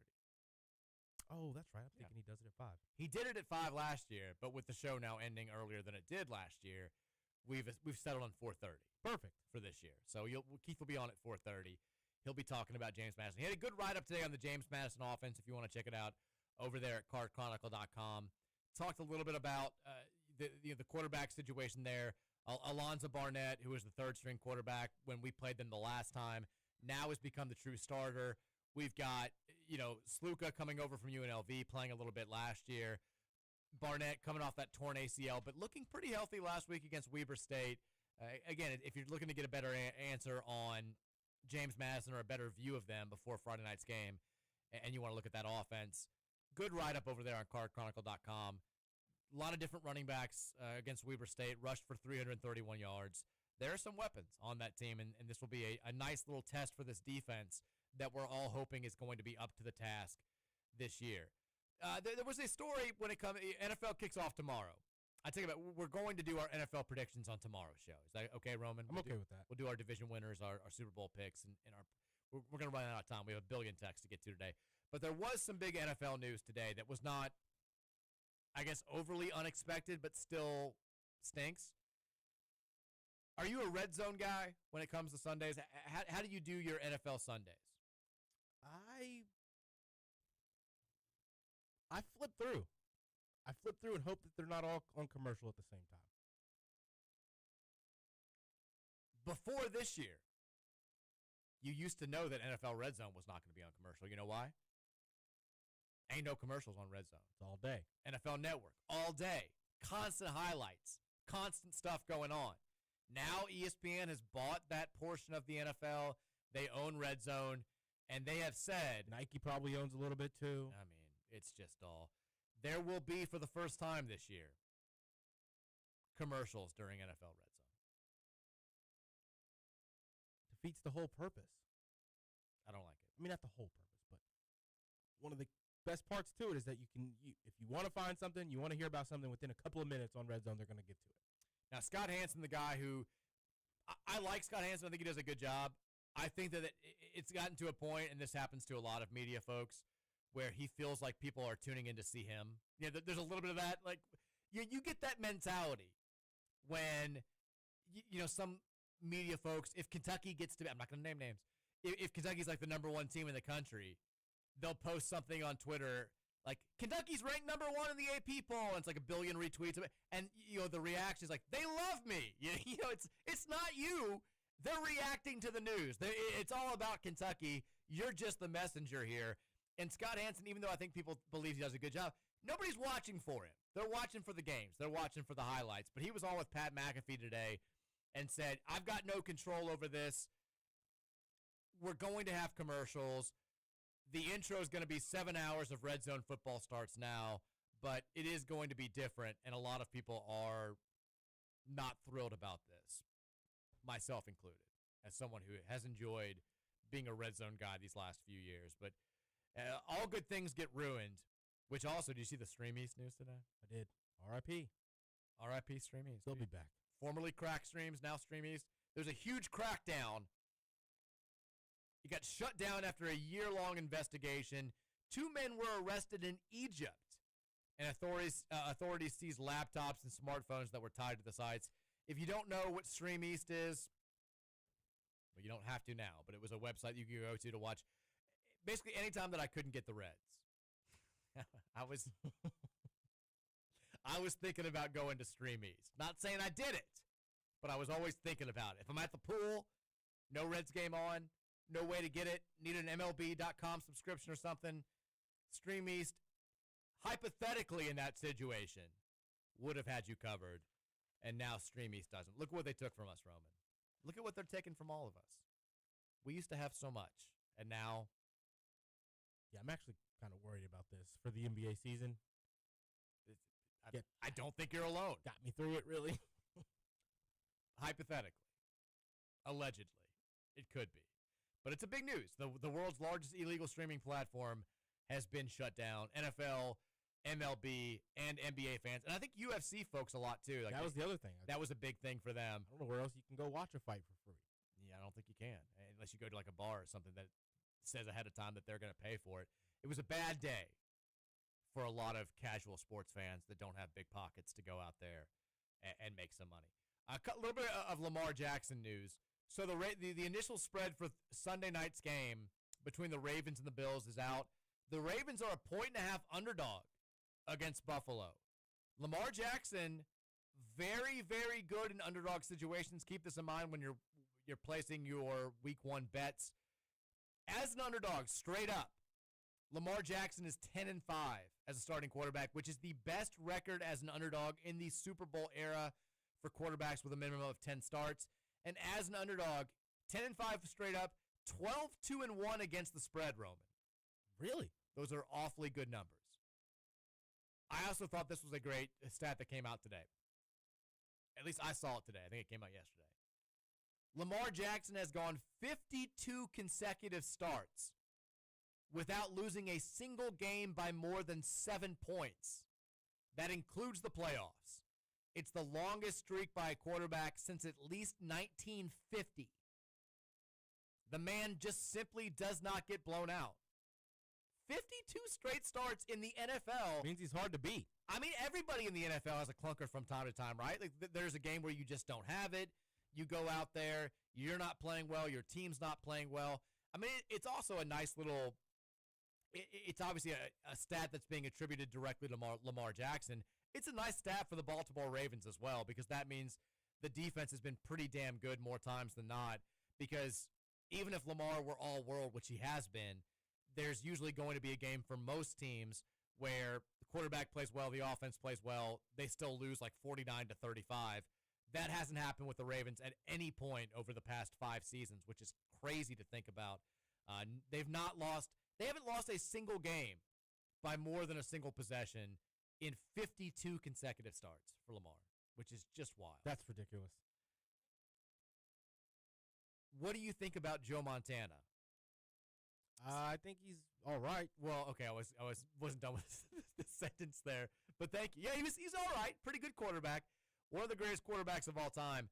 Joe Montana got asked who if he were starting a franchise, and he's got direct ties to the San Francisco 49ers. So they said you can't pick Brock Purdy. But they said if you were starting a franchise, what quarterback would you choose? And he said I would choose between 3. Give me Josh Allen, Joe Burrow, and Justin Herbert. So he just likes a cannon arm. That's all he cares about. There's just something he trusts about those 3 guys. He can't put his finger on it. Doesn't know what it is. There's just something that he trusts a little bit more with those 3 guys than Jalen Hurts or Lamar Jackson, and maybe to a lesser degree Patrick Mahomes. Josh Allen choking in the clutch. Yeah, there's something about it. He just, he's more of a command of the offense, I feel like, with those 3 guys than maybe, say, I don't know, Jaden Daniels. Jalen Hurts. They don't have that explosiveness, but there's just, you can rely on him. In a big moment, You know feel they're like going to make the right you play. feel like Justin Herbert's he's going to make the right decision for you. Terrible. I mean, I saw it and I was like, all right, Joe, come on, don't you're a legend, but don't make me do this. This is, and he's like Josh Allen. Also, he said that Josh Allen. He talked about his youth being a main factor in picking him over a guy like Patrick Mahomes. Josh Allen's 29 years old. Patrick Mahomes is 29 years old. So it must have been something else. I don't know. It feels like Mahomes is older because he's played in 5 Super Bowls in 6 seasons, but he's actually the exact same age that Josh Allen is. And oh, by the way, Lamar can't get it done in the playoffs. How many playoff wins does Justin Herbert have? It rhymes with hero. What was his QBR in last year's playoff game? It rhymes with 13.5. It was 13.9. He was with grass. He was bad. If you're not taking Lamar, I don't know what to tell you. Literally the only thing holding him back is not having won a Super Bowl. Somebody had the question out there. They were like, between Josh Allen, Lamar Jackson, and Joe Burrow, which one needs to win a Super Bowl the most in order for their legacy? And the obvious question is Lamar. I mean, nobody debates the greatness of Josh Allen or Joe Burrow the way that they debate the greatness of Lamar Jackson, despite the fact that Jackson is a 2-time, should have been 3-time MVP. And the only reason is because he plays the position so differently than anybody else has. If Lamar Jackson goes out there and at some point over the next, let's say he plays 7 or 8 more years, he'll the explosiveness is going to go a little bit. He'll have to rely more on the arm. But let's say he's got 7 more seasons in him, and he goes out there and he wins 3 Super Bowls. People will talk about Lamar Jackson, even if he wins 1 or 2 Super Bowls, as one of the greatest football players of all time. They will talk about his revolutionary play at the quarterback position. They will talk about his unparalleled excitement level. They will do some of those things if he doesn't win a Super Bowl, but all of those things will quickly come with the addendum of, but he never won a Super Bowl. I think Burrow will get that a little bit. Josh Allen will get that a little bit. It would not define them the way that it would define Lamar Jackson, which is why, I think all of us as Louisville fans and Lamar fans are so desperate to see him finally go out there and get it done, whether it's this year, next year, or whenever, just to have that last piece of his legacy, because he's done everything else. Yep. And that's all that's left standing in his way from being regarded as one of the greatest football players of all time. I saw today the Athletic writers, they had like 15 of their NFL writers. They all did their big NFL predictions. I don't know why this kept happening, but everybody who had the Lions playing in the Super Bowl had them playing against the Ravens. It was like 4 different people that had the Lions in the Super Bowl. I think the Ravens were in like 5 or 6 Super Bowls, but that was the most common matchup.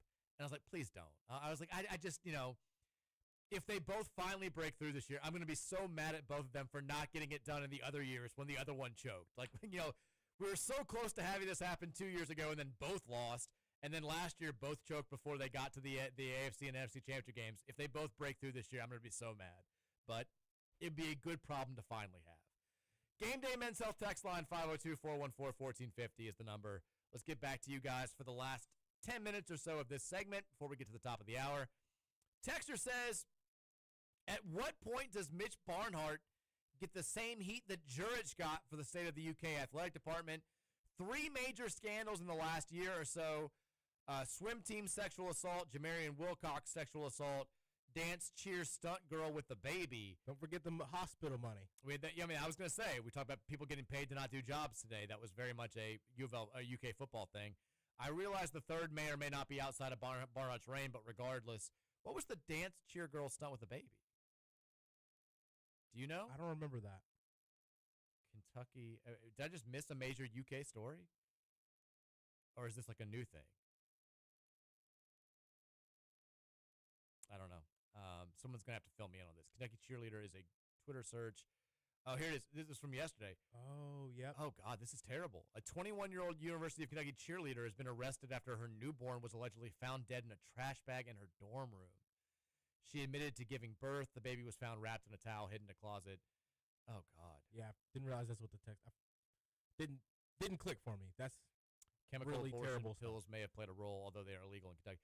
This actually, when I was at Bellarmine, there was a girl that had this this happened to, who hid her pregnancy, and then the baby, like, she tried to, like, she put it in, like, the toilet. It was this horrible, horrible story, and she was arrested. Yeah, I mean, this is one. This is obviously a atrocious story. I don't know if you can pin this one on Barnhart. No, that's just a human who got whose mind went awry there with her decision making. Oh man, yeah, this is a terrible. I don't know how I missed this yesterday, but this is a terrible, terrible story. And I think also that cheerleading at UK, like it is at Louisville, is not it's not an official, like, NCAA sanctioned sport for the university. The spirit teams at U of L are kind of an offshoot of the athletic program, which is why the national titles that they have aren't technically claimed by U of L athletics. It's like their entire own thing, and I think it's sort of the same deal at UK. But yeah, I mean, there certainly have been some scandals at UK. They had a bunch of drunk driving issues with the football program, but none of them are as high profile as Louisville. If you'd had the things that happened in their swimming program happen with their football or basketball program, certainly, it probably would have warranted more attention, which is sad, but it's just the way that things are. But yeah, I mean, Barnhart, I think the criticism is justified for. I mean, UK fans are upset with him because they don't like the direction of the football program. They feel like he wasn't really as prepared as he should have been for NIL. He kind of fought tooth and nail against the change into the modern era of college athletics. And I think that's been an issue. I think UK fans do have problems with Mitch Barnhart, but it's not been nearly as much focused on these scandals as it has been other stuff. Texture says PRTG here. Speaking of Dabo being a jabroni and TikTok, can we use the audio from his announcement of joining the talk for something? Maybe just the I got that drip part when you all talk about someone doing something awesome. Also, I'm sorry, but WTF is this? It's a James Madison. Okay. Weekly awards? We got to talk about this. So James Madison gives out 4 weekly awards for its team. The first award is called The Confidence. I mean, this is ridiculous. The second award is called The Heartbeat, which went to Chase Reagan. The third award is called The Hammer. They called Roman in college, which went to Andrew Tadeo. And then the fourth award is called the Spirit. Oh, if you try to give me the Spirit Award, I'm turning it down, which went to Joshua Prince. You tell me I can be the Confidence, the Heartbeat, the Hammer, or the Spirit? I don't want to be the Spirit. It's like the coach's 110% award. What do you do to earn the Hammer Award? I'm assuming you're the hardest hitter, but I don't really want to know. What is up with Miles' smile? I hate to do that. But it doesn't look like a confident smile. I don't think he's the guy who should have gotten the Confidence Award. Also, like, what do you do to get the Confidence Award? Like, I understand, like, the Heartbeat, it's like maybe you showcase, like, the most. You run out of the tunnel first? I mean, what was it? Like, he had a cocky walk during the walk into the stadium. He talked bleep to the other team during warm-ups. He talked the most trash. I mean, seriously. Like, what is that? Like, the Heartbeat, okay, like, you're the team leader, like, you're getting everybody fired up, like, you're alive on the sidelines. The Hammer is the guy who, well, if that's the Heartbeat, then who's the Spirit? I've got a lot of questions about these James Madison weekly awards that I don't know if I'm going to get the answers to before Friday night. I bet Heartbeat's probably the on-field hype guy, and then the Spirit's the sideline hype guy. One of my friends who had the worst attitude ever playing sports growing up, he won the, like, coach's 110% award our junior year of high school and was so furious. Like he would strike out and, like, throw stuff and, like, just not – if he wasn't hitting the ball well, he would, like, just not hustle in the outfield. When they were describing who was going to win the award, and we realized it was him, he started, like, kicking me under the table at the awards banquet, and I was like, you've got to be kidding me. Like, this guy, he never deserved it less. He's the least, and he was like, I don't want this. He's like, this is the loser award. So who would have won these awards for us on week 1, Mike? Okay, who would be the Confidence? The Confidence. These are terrible. We're going to say the Confidence. Miller Moss? I think it was Colin Lacey. Okay. Who was the Heartbeat? Clev Lubin. No, he was the Clev Hammer. Lubin's the Hammer, baby. Clev Lubin was the Hammer. The Heartbeat, it was Isaac Brown. Isaac Brown's the Heartbeat. We all kind of revolve around him. I mean, who's the Spirit? We gotta go find somebody on the team that nobody knows. I've got one. Okay. The Spirit, Mike, for his one hard hit that I paid attention to, okay, was God, I've lost his name here. Number 28. I know Perfect. You should know his name. That's what the Spirit's all about. McCullough is his last name. Dave McCullough. He was our Spirit. I'm actually giving it to James Glover Tyson, the offensive lineman walk-on from DeSales. That's my Spirit pick. I like his smile and his team picture. Closely edging out Jackson Panarello. All right. Just solely based on this graphic, I'm changing my feeling for this game. We're going to cover the spread. I'm taking this from like a 14-point Louisville win to like a 20-point win, just based on this alone. We can't lose to a team that's giving out awards titled the Spirit. That Chase Reagan heartbeat ain't doing nothing for them, Mike. Hell no. Absolutely not. This can't happen. I don't know what's going on with that. Also, the Dabo TikTok. I'd forgotten all about that. I don't remember it verbatim, but I remember it was like him doing like hickory dickory dock. Coach Sweeney's on the talk. I got that drip, and I was like, oh, it was the worst thing of all time. I mean, this is why his program's in shambles right now, Roman. The program's in flames because Dabo, he's just lost it. It's over. Texter says, Mike, did you see IndyCar-driven Colton Herta was announced as the Cadillac reserve driver for 2026, and he's switching to F2 to gain the super license points necessary to be a full-time F1 driver. The same group that owns Cadillac F1 team owns the Andretti IndyCar team that Colton drove for. He's the next American hero. I did see this. I love it. Also, for my birthday, my dad got me like an awesome Petronas Mercedes hoodie from the last time that they wore these specialty kind of teal uniforms when Lewis won Silverstone. I got that gray hoodie. font. Yeah, That's super cool. it's sick. Is it like gray, black, and teal? It's just like the teal of the base, and then the lettering is in like that silver kind of gray. It's very cool. Does it have a hood on it? Oh yeah, That's really cool. I'm gonna start wearing it when it gets cold enough. I wore it the first night I got it. When it gets cold enough, I'll show it off for the TV camera. Yeah, don't leave that in the studio. Yeah, Lewis is the man.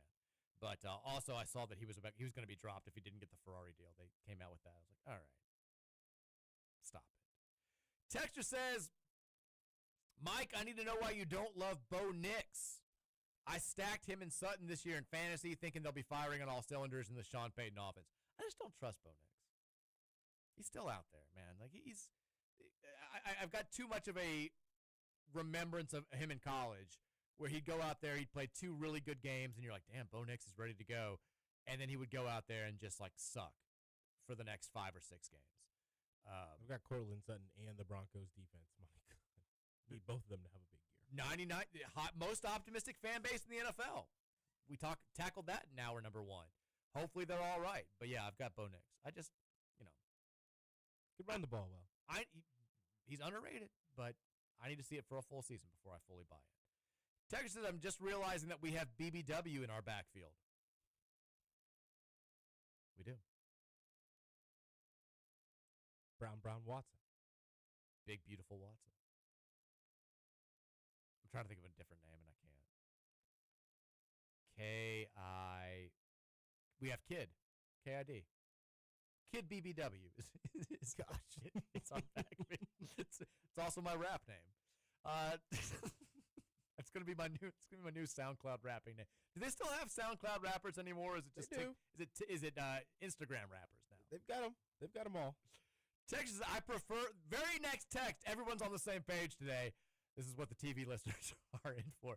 I prefer the running back room to be referred to as BBW, Brown Watson, not big beautiful women, but big beautiful workhorses.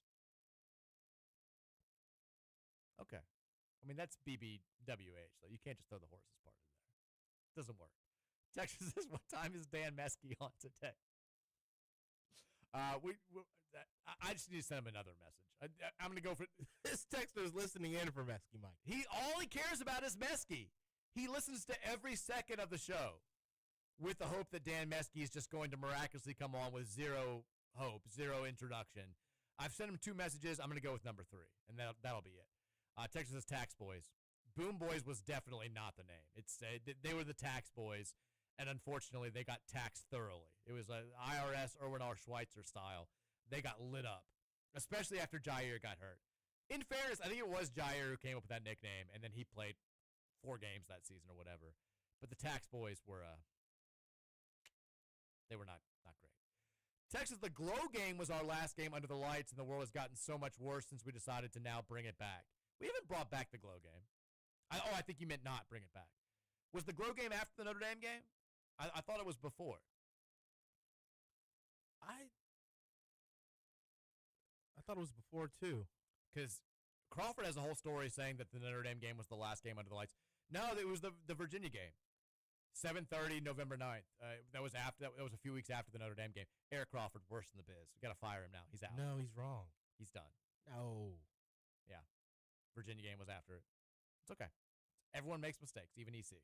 Last segment of the day is coming up next. I got one thing that I got to get off my chest before we get back to the text line. We'll take some predictions for the night ahead in sports, and then we'll call it a day. It's the Mike Rutherford Show presented by United Mechanical and Nexus Plus here on the Big X.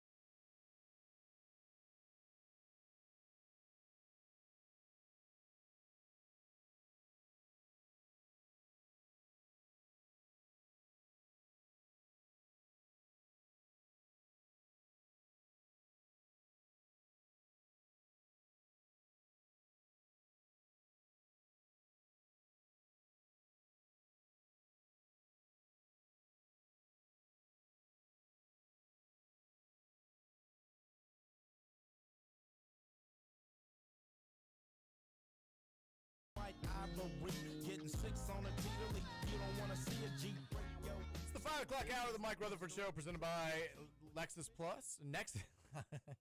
Presented by United Mechanical and Nexus Plus, Louisville's newest management company, construction management company.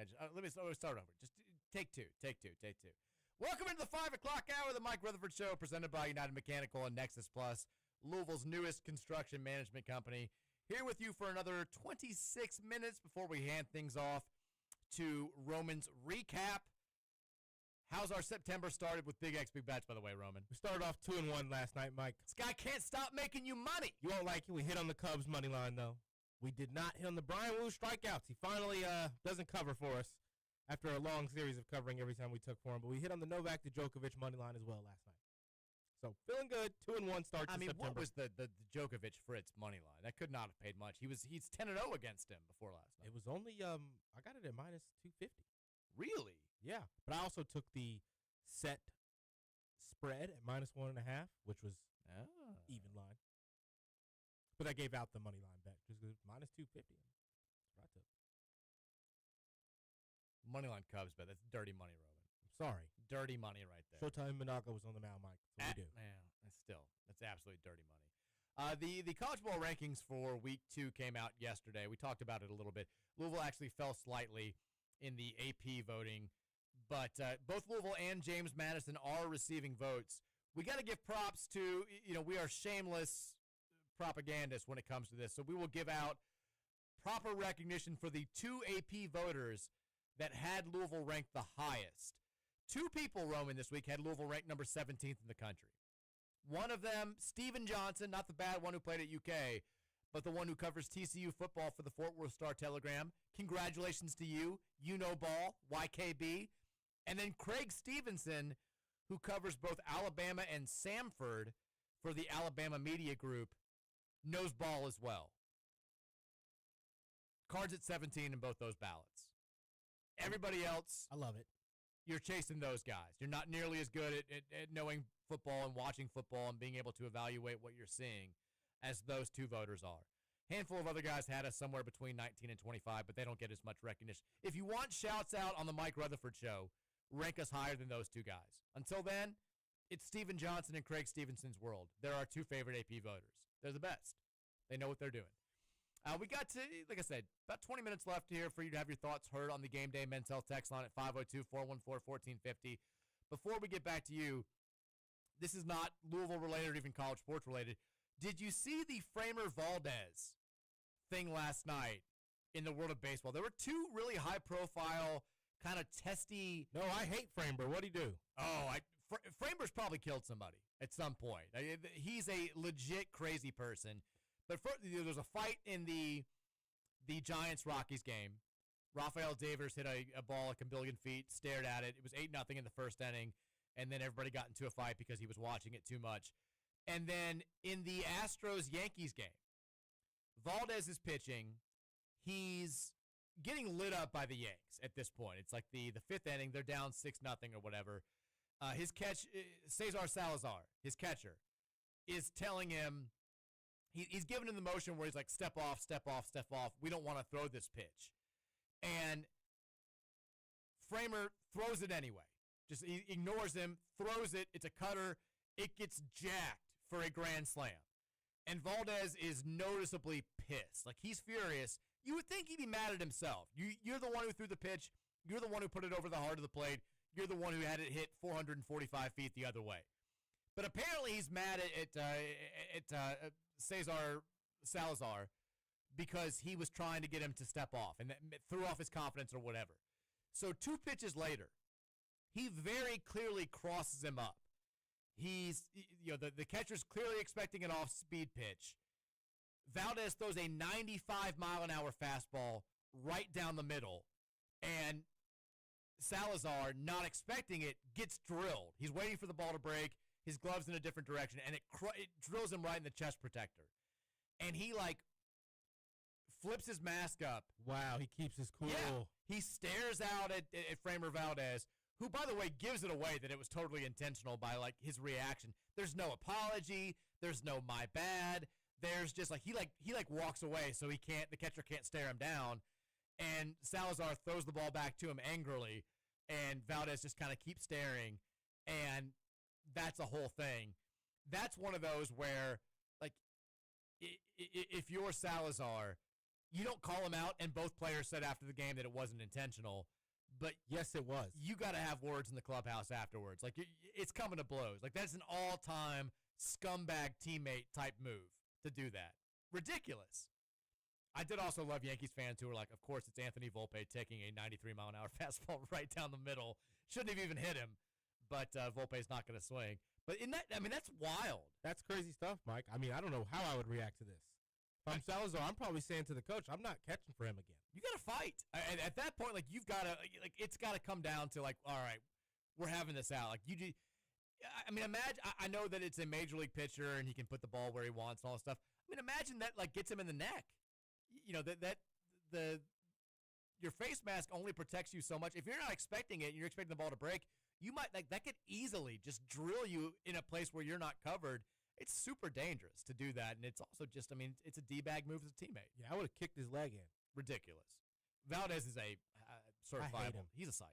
Like, he's an absolute psycho.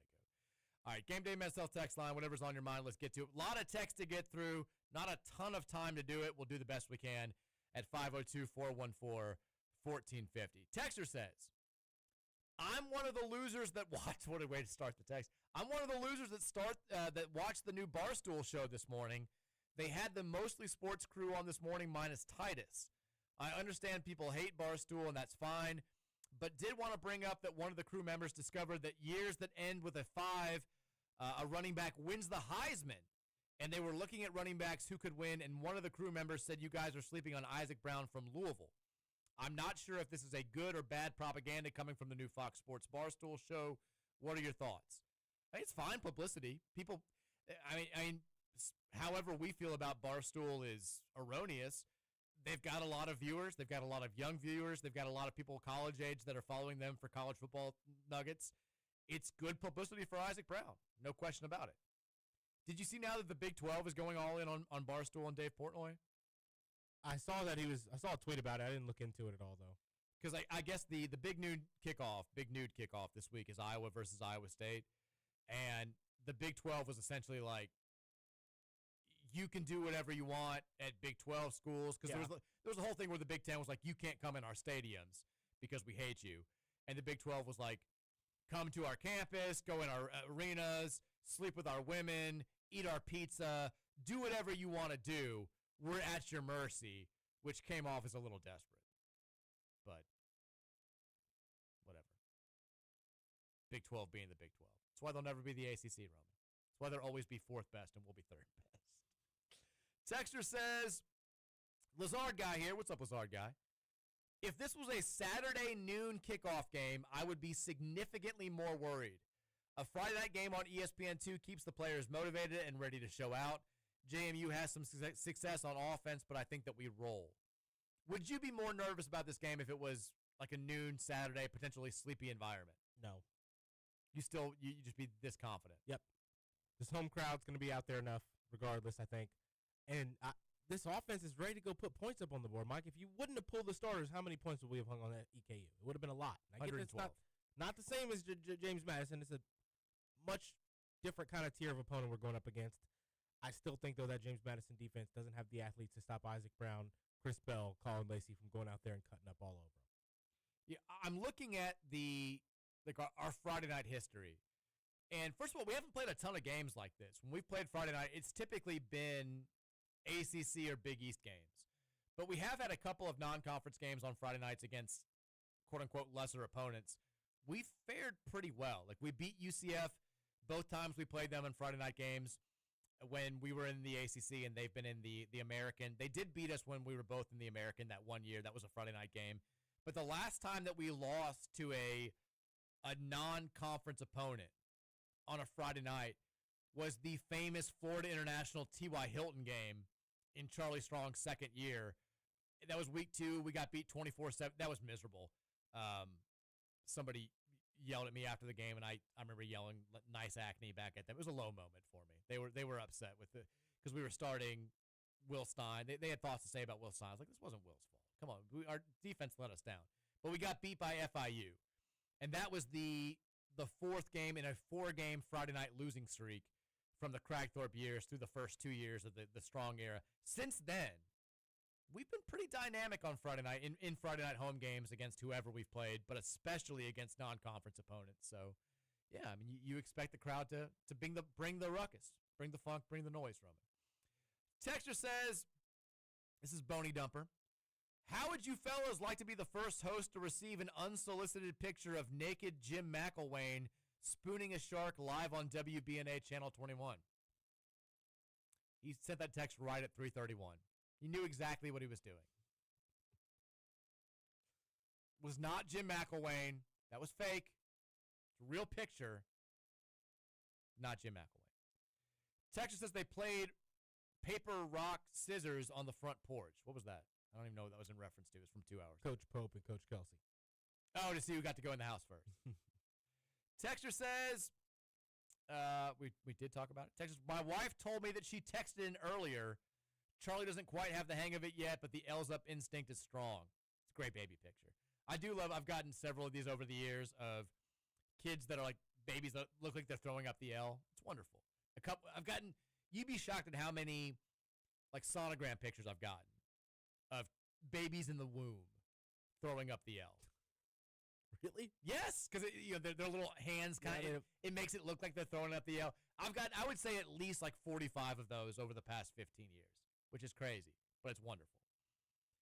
Texture says, my 15-year-old son just told me that Kenny is the originator of the 6'7" thing. He is. Is he the originator, or is he just like the one who made it the most popular? Well, the originator is the rapper who has the song lyric. I still don't even know anything. Take Kenny kind of made the song lyric blow up. We need the TikTok realm. We need a guy like that on our team, in our program. I still don't understand it at all, but I understand that the kids like it. The Romans of the world like it. Texture says, JMU thoughts. This is Dave, our teacher from Jeffersonville. My confidence level is 7 out of 10. Scary game, but Friday night environment should be a big factor for us. I think the stadium's going to be a party. If we start fast, I feel much better about a win. It's a great test for our D-line and secondary. Also, if Deuce Adams is the guy for next year, does that mean that we have more NIL money for other spots since we won't have to pay for a transfer quarterback? Yeah, I've said the same thing a handful of times. I think that's the ideal scenario, is that they believe Deuce is the guy. And if Deuce is the guy, and you don't have to go out there and get a established portal quarterback from somewhere else, that probably saves you like $2 million to go out there and, we're going to lose Chris Bell and Colin Lacey after this season. We're probably going to have to go out there and get a big-time portal wide receiver. If the worst happens, I'm sure we're going to do everything that we can to keep Isaac and Duke, and maybe saving some money with not having to go out there and get a portal quarterback would allow us to keep at least one of those guys, maybe both those guys. So, yeah, I don't think he goes into the next season without a portal quarterback, with Deuce having not played starting reps against Power 5 opponents. It's going to be the other thing is they're going to have to make that decision pretty much right after the season because they want to go out there and get their portal quarterback if they are going to get one in December during that first frenzy, because that's when. And if you believe in Deuce, you're not going to go spend something crazy, but you also got to go get some competition as well. Well, I think ideally they would like that competition to be Mason Mims and Briggs Cherry. And, Brady Allen still has another year as well. I don't know if he would want to come back for yet another season as a backup. But that'll be the difficult spot where they won't get to go through the entire spring to see where Deuce is and then make the decision before the summer about whether or not he's going to be the guy or whether or not they need a portal quarterback. They're going to have to kind of judge him based on his practicing and the limited in-game snaps that he gets, likely, during this season. But if I'm guessing right now, I think he's going to be the guy. I think that they genuinely think that he'll be ready for next year. But it'll also be tough if Miller Moss goes out there and wins 9 or 10 games this year to say, look, if it ain't broke, we've had pretty much a high deal of success in all 3 years with a portal quarterback. Why not just keep this thing rolling? Texas Kentucky fans now want Darren Rippey over Tay Kenny. Well, I'd say they're probably going to get him if that's what they go with. Texas Pat Kelsey builds his teams around his point guard. He wants to have that relationship with the floor general. Kentucky fans want Tyron Stokes more than anyone. Well, I think everybody wants. If you ask the average Louisville fan who they want more, Tay Kenny or Tyron Stokes, they're going to say Tyron Stokes as well. He's the number one player in the class. He's a local kid. He's a local boy, Roman. He is. He's from around here. Texas says to add to the hot take that earlier that Joker and the Thief is still great for football, but it's not a basketball song. This guy's first text in 6 months of the show. Last time it was him being upset about you continuing to do the 10 out of 10 confidence levels for basketball in March. I'd be fine if they wanted to make Joker and the Thief just for football. It's more of a football thing. Every now and then it works well for basketball, but it's more of a football thing for sure. Texture says, Joker and the Thief out. Nuck if you buck in. I would love a little nuck if you buck at a football game. They do play that every now and then, though. They do. For a brief period, I thought Rough Riders Anthem was going to become like our thing because it was great. I wrote about it, and K-Dog kept going to it. And then we had this horrible string where they would play it after something terrible had just happened. It was like, like there's an injured player on the field, and we're down by 10, and it was like, some new. Stop. I was like, not now. Not the time. No one's opening up shop right now. It's not happening. Texas early nominee for Card Chronicles Least Cool Person Award. The texter with the Joker and the Thief should be replaced take. Anyways, I listened to Dalton Pence talk with the Sunbelt guy, and he mentioned how their quarterback got replaced because he got stage fright a couple years ago and still doesn't have the best accuracy and can fold under pressure. All I can imagine is him shaking while watching Cleve Lubin take. If we get an early hit or two on him, he will crumble. I like the sound of that. That's not a good attribute for somebody coming into a Friday night game in Louisville. That makes me feel more confidence. Texas, hey, Mike, it's Guy from Poland. What's up, Guy from Poland? I'm back from Poland, so now I'm just the guy that was in Poland. But I have my own recruiting nugget for basketball. I'm back living in Bloomington, and I have a contact close to the Indiana men's basketball team who just hosted Tay Kinney, and he said that Louisville looks like the front runner based on how the visit went there at IU. You can take this with a grain of salt. Recruiting is unpredictable, but it's just what I'm hearing. I think we're undoubtedly the leader right now. Not saying we're definitely going to get him, but all roads and all signs point to us being in the driver's seat in this recruitment. No reason to not be here. You've got the best ability to offer him something, I think. I don't think anybody can offer him a better spot, starting point guard in a team that's going to be playing to be one of the top two in the ACC. Texas, I've got a Joker and the Thief take. Who would have known that Joker and the Thief would be the biggest, hottest take of the Wednesday show? They should play it when the team runs, or they play it when the team runs onto the field, and I hate it. I think it needs to be reserved for the start of the fourth quarter. Playing it twice a game dilutes it, for me at least. I agree. Did they do that on Saturday? Yeah. They need to wait. Oh, I don't like that at all. They need to wait till the start of the fourth. Yeah, you can only play it once. I don't like that at all. I didn't realize they were doing that. I do not support that. Texas says, get rid of Joker and the Thief. Is that guy stupid? Can we ban him from the text line? It's called tradition. You can't have tradition if you just start changing it because it's getting old. Do you want Notre Dame to quit wearing the golden domes or the bright green jerseys? You want Tennessee to quit playing Rocky Top? You want Kentucky to quit being a bunch of stupid rednecks? Why don't we get rid of the train horn after we score a touchdown? Get out of here with that idea. Blasphemous. Man, people have really strong takes about this. Scoot Tater stands on stuff. Scoot Tater stands on business. Texas' bold take. Friday versus JMU is going to be an Isaac Brown Syracuse moment. The game that puts his campaign on the map like Lamar's Heisman run in 2016. I love this take, Roman. I don't know if JMU is going to be enough, but I would love for it to be the case. I mean, that Syracuse team was probably about as good as this JMU team is. And if Isaac goes out there and just does ridiculous stuff on a Friday night with a national TV audience, again, I'm not trying to say that I think he's going to win the Heisman or anything. I do think it could catapult him to being more notably known nationally. Texas says the spread for Friday's game is now down to 12.5 on ESPN.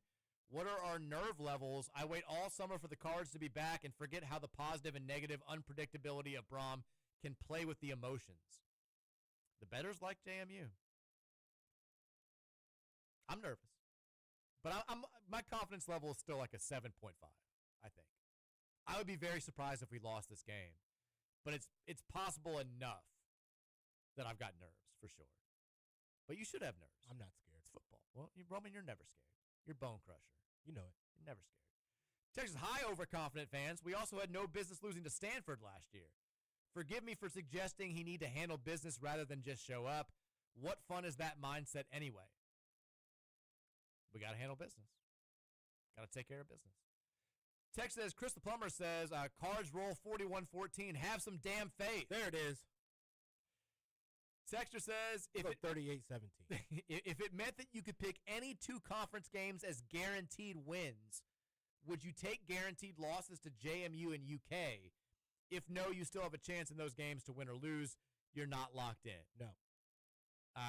No, Mike. Here's why. I think about it, but I'm not taking the deal. The chances of us making the playoff anyway isn't high enough for us to potentially not make the playoff anyway and have a loss against Yale. If we lost to JMU and UK, but beat, I mean, if you Clemson and Miami. Clemson and Miami would be everyone's pick. I wouldn't have enough confidence in our ability to win the other 6 games. The SMU game is insanely important at that point.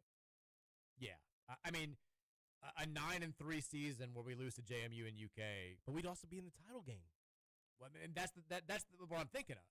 If you could guarantee me that we would play for the ACC title, I would take the losses to JMU and UK.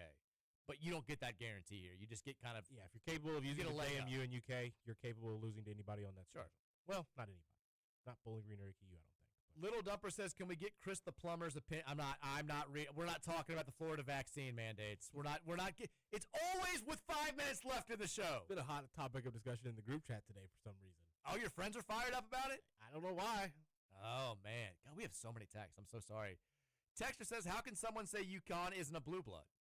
People can. Statistically a blue blood, traditionally not a blue blood. How does that work? I think you got to say it. Yeah, I get why people want to say new blood. I think when you've got 5 national titles, you've got to be a blue blood. The fans aren't blue blood material. Sometimes it doesn't matter. I mean, UCLA fans aren't anymore. You can't not call them a blue blood. That's true. You're right. Texas is Roman excited that his 2 role models, Skip Bayless and Gilbert Arenas, are doing a weekly football show. Where's the Gilbert Arenas role model coming from? I love it. What does he know about football? Texas Roman just hates Hurley because he curved the Lakers. No, don't do that. I said I prefer Reddick to Hurley as an NBA coach. Texas says, Andre Ware's on the call for Friday. Kill me. Oh, no. I may have to go to the game just because of this. I don't know if I can watch this from home. Texas, I remember when the Florida Bowl games were a big deal for recruiting due to having one of the biggest Florida pipelines in the NCAA. I haven't done a Florida native roster breakdown, but are we still in that same range of top schools for Florida players outside of the in-state schools? Not as much, but we still do a solid amount of recruiting in Florida, for sure. A lot of Florida kids on here. We always do. We're always going to. Texas, could we get Trump to pardon those heroes in Egypt? I'd support it. Texas, my favorite Bone song is Mo Murda. LOL. Texas, UFC will be on Paramount first of the year. There it is. Texas, I watched the game this weekend on Stream East. I just went to the site to check. It still works for me. I think they've already got some new one out, but I don't think it'll last long. There's always going to be something new. Texas, the JMU Awards sound an awful lot like the Pitt Vase. Vibes are off now. Yeah, but the Pitt Vase was a new thing last year, I thought. Remember that thing where it was like you put your bad thoughts in there? I don't think they had that before the game against us 2 years ago. I think that was a thing last year, and we romped them last year. Texas, Teddy should receive the Hammer Award always and forever. Texas, Jaleel Skinner should get the Spirit Award for his celebration during Colin Lacey's punt. That was great. That's a good text. Texas, James Glover Tyson listening on his walk back from class. It's the little Sasquatch meme. The me? Texas, there's no way that Roman understood that MacGyver reference. Roman's familiar with MacGyver. I don't know the reference, but I knew what you were talking about. Loosely familiar. Shout out to MacGyver and MacGruber. Texas, every time someone mentions how wild and drunk Louisville fans get for night games, Friday night games, Thursday night games, etc., I always think to myself, should I be calming down and drinking less for all the other games? No. Texas, do you think that guy that covers Alabama had us ranked 17 did it because of what Saban said about us on game day? Maybe. Saban always has high praise for Jeff Brom. He loves it. He does. Texas, we need to start shaming U of L over the men's bathroom situation at L&N. Was it bad Saturday? I had a crazy bathroom story from Saturday. I'm still scarred from the game I went to last year when I'm in the bathroom and this guy just goes, "Hey, Mike Rutherford's in here taking a piss!" Like points over, and like the entire bathroom looks over at me. I have no idea how to handle that situation. I was just like, "Hey," like waved. And then I was like, everyone's looking at me peeing right now. It's a horrible feeling. This kid was in there. I mean, I say kid. He looked younger than me. Like, the baggiest jeans I've ever seen. He was a complete twig. You couldn't even see his shoes because of how baggy his pants were, Mike. And he was prancing around the bathroom nervously because he didn't want to go into the stall and he didn't want to urinate in the open shared urinal. And he kept saying, I can't go in there. It's dirty. Oh. I don't like peeing next to anybody either. Oh, and he was just talking to himself, circling around the bathroom, thinking that there was going to be a moment where it was fully empty for him. Come on. Felt bad for him. It's a football game. Come on. Are we supposed to be out of here at 25? 26 right now. Right now? Yep. All right, real quickly, Yankees-Astros tonight, 8:10, MLB Network. Who you got? Give me the Yankees. All right, I got the Astros. Cheaters versus cheaters. Roman's recap is up next. I'm back tomorrow at 2:30. We'll talk to you then. Go Cards. Go Cards. The Mike Rutherford Show was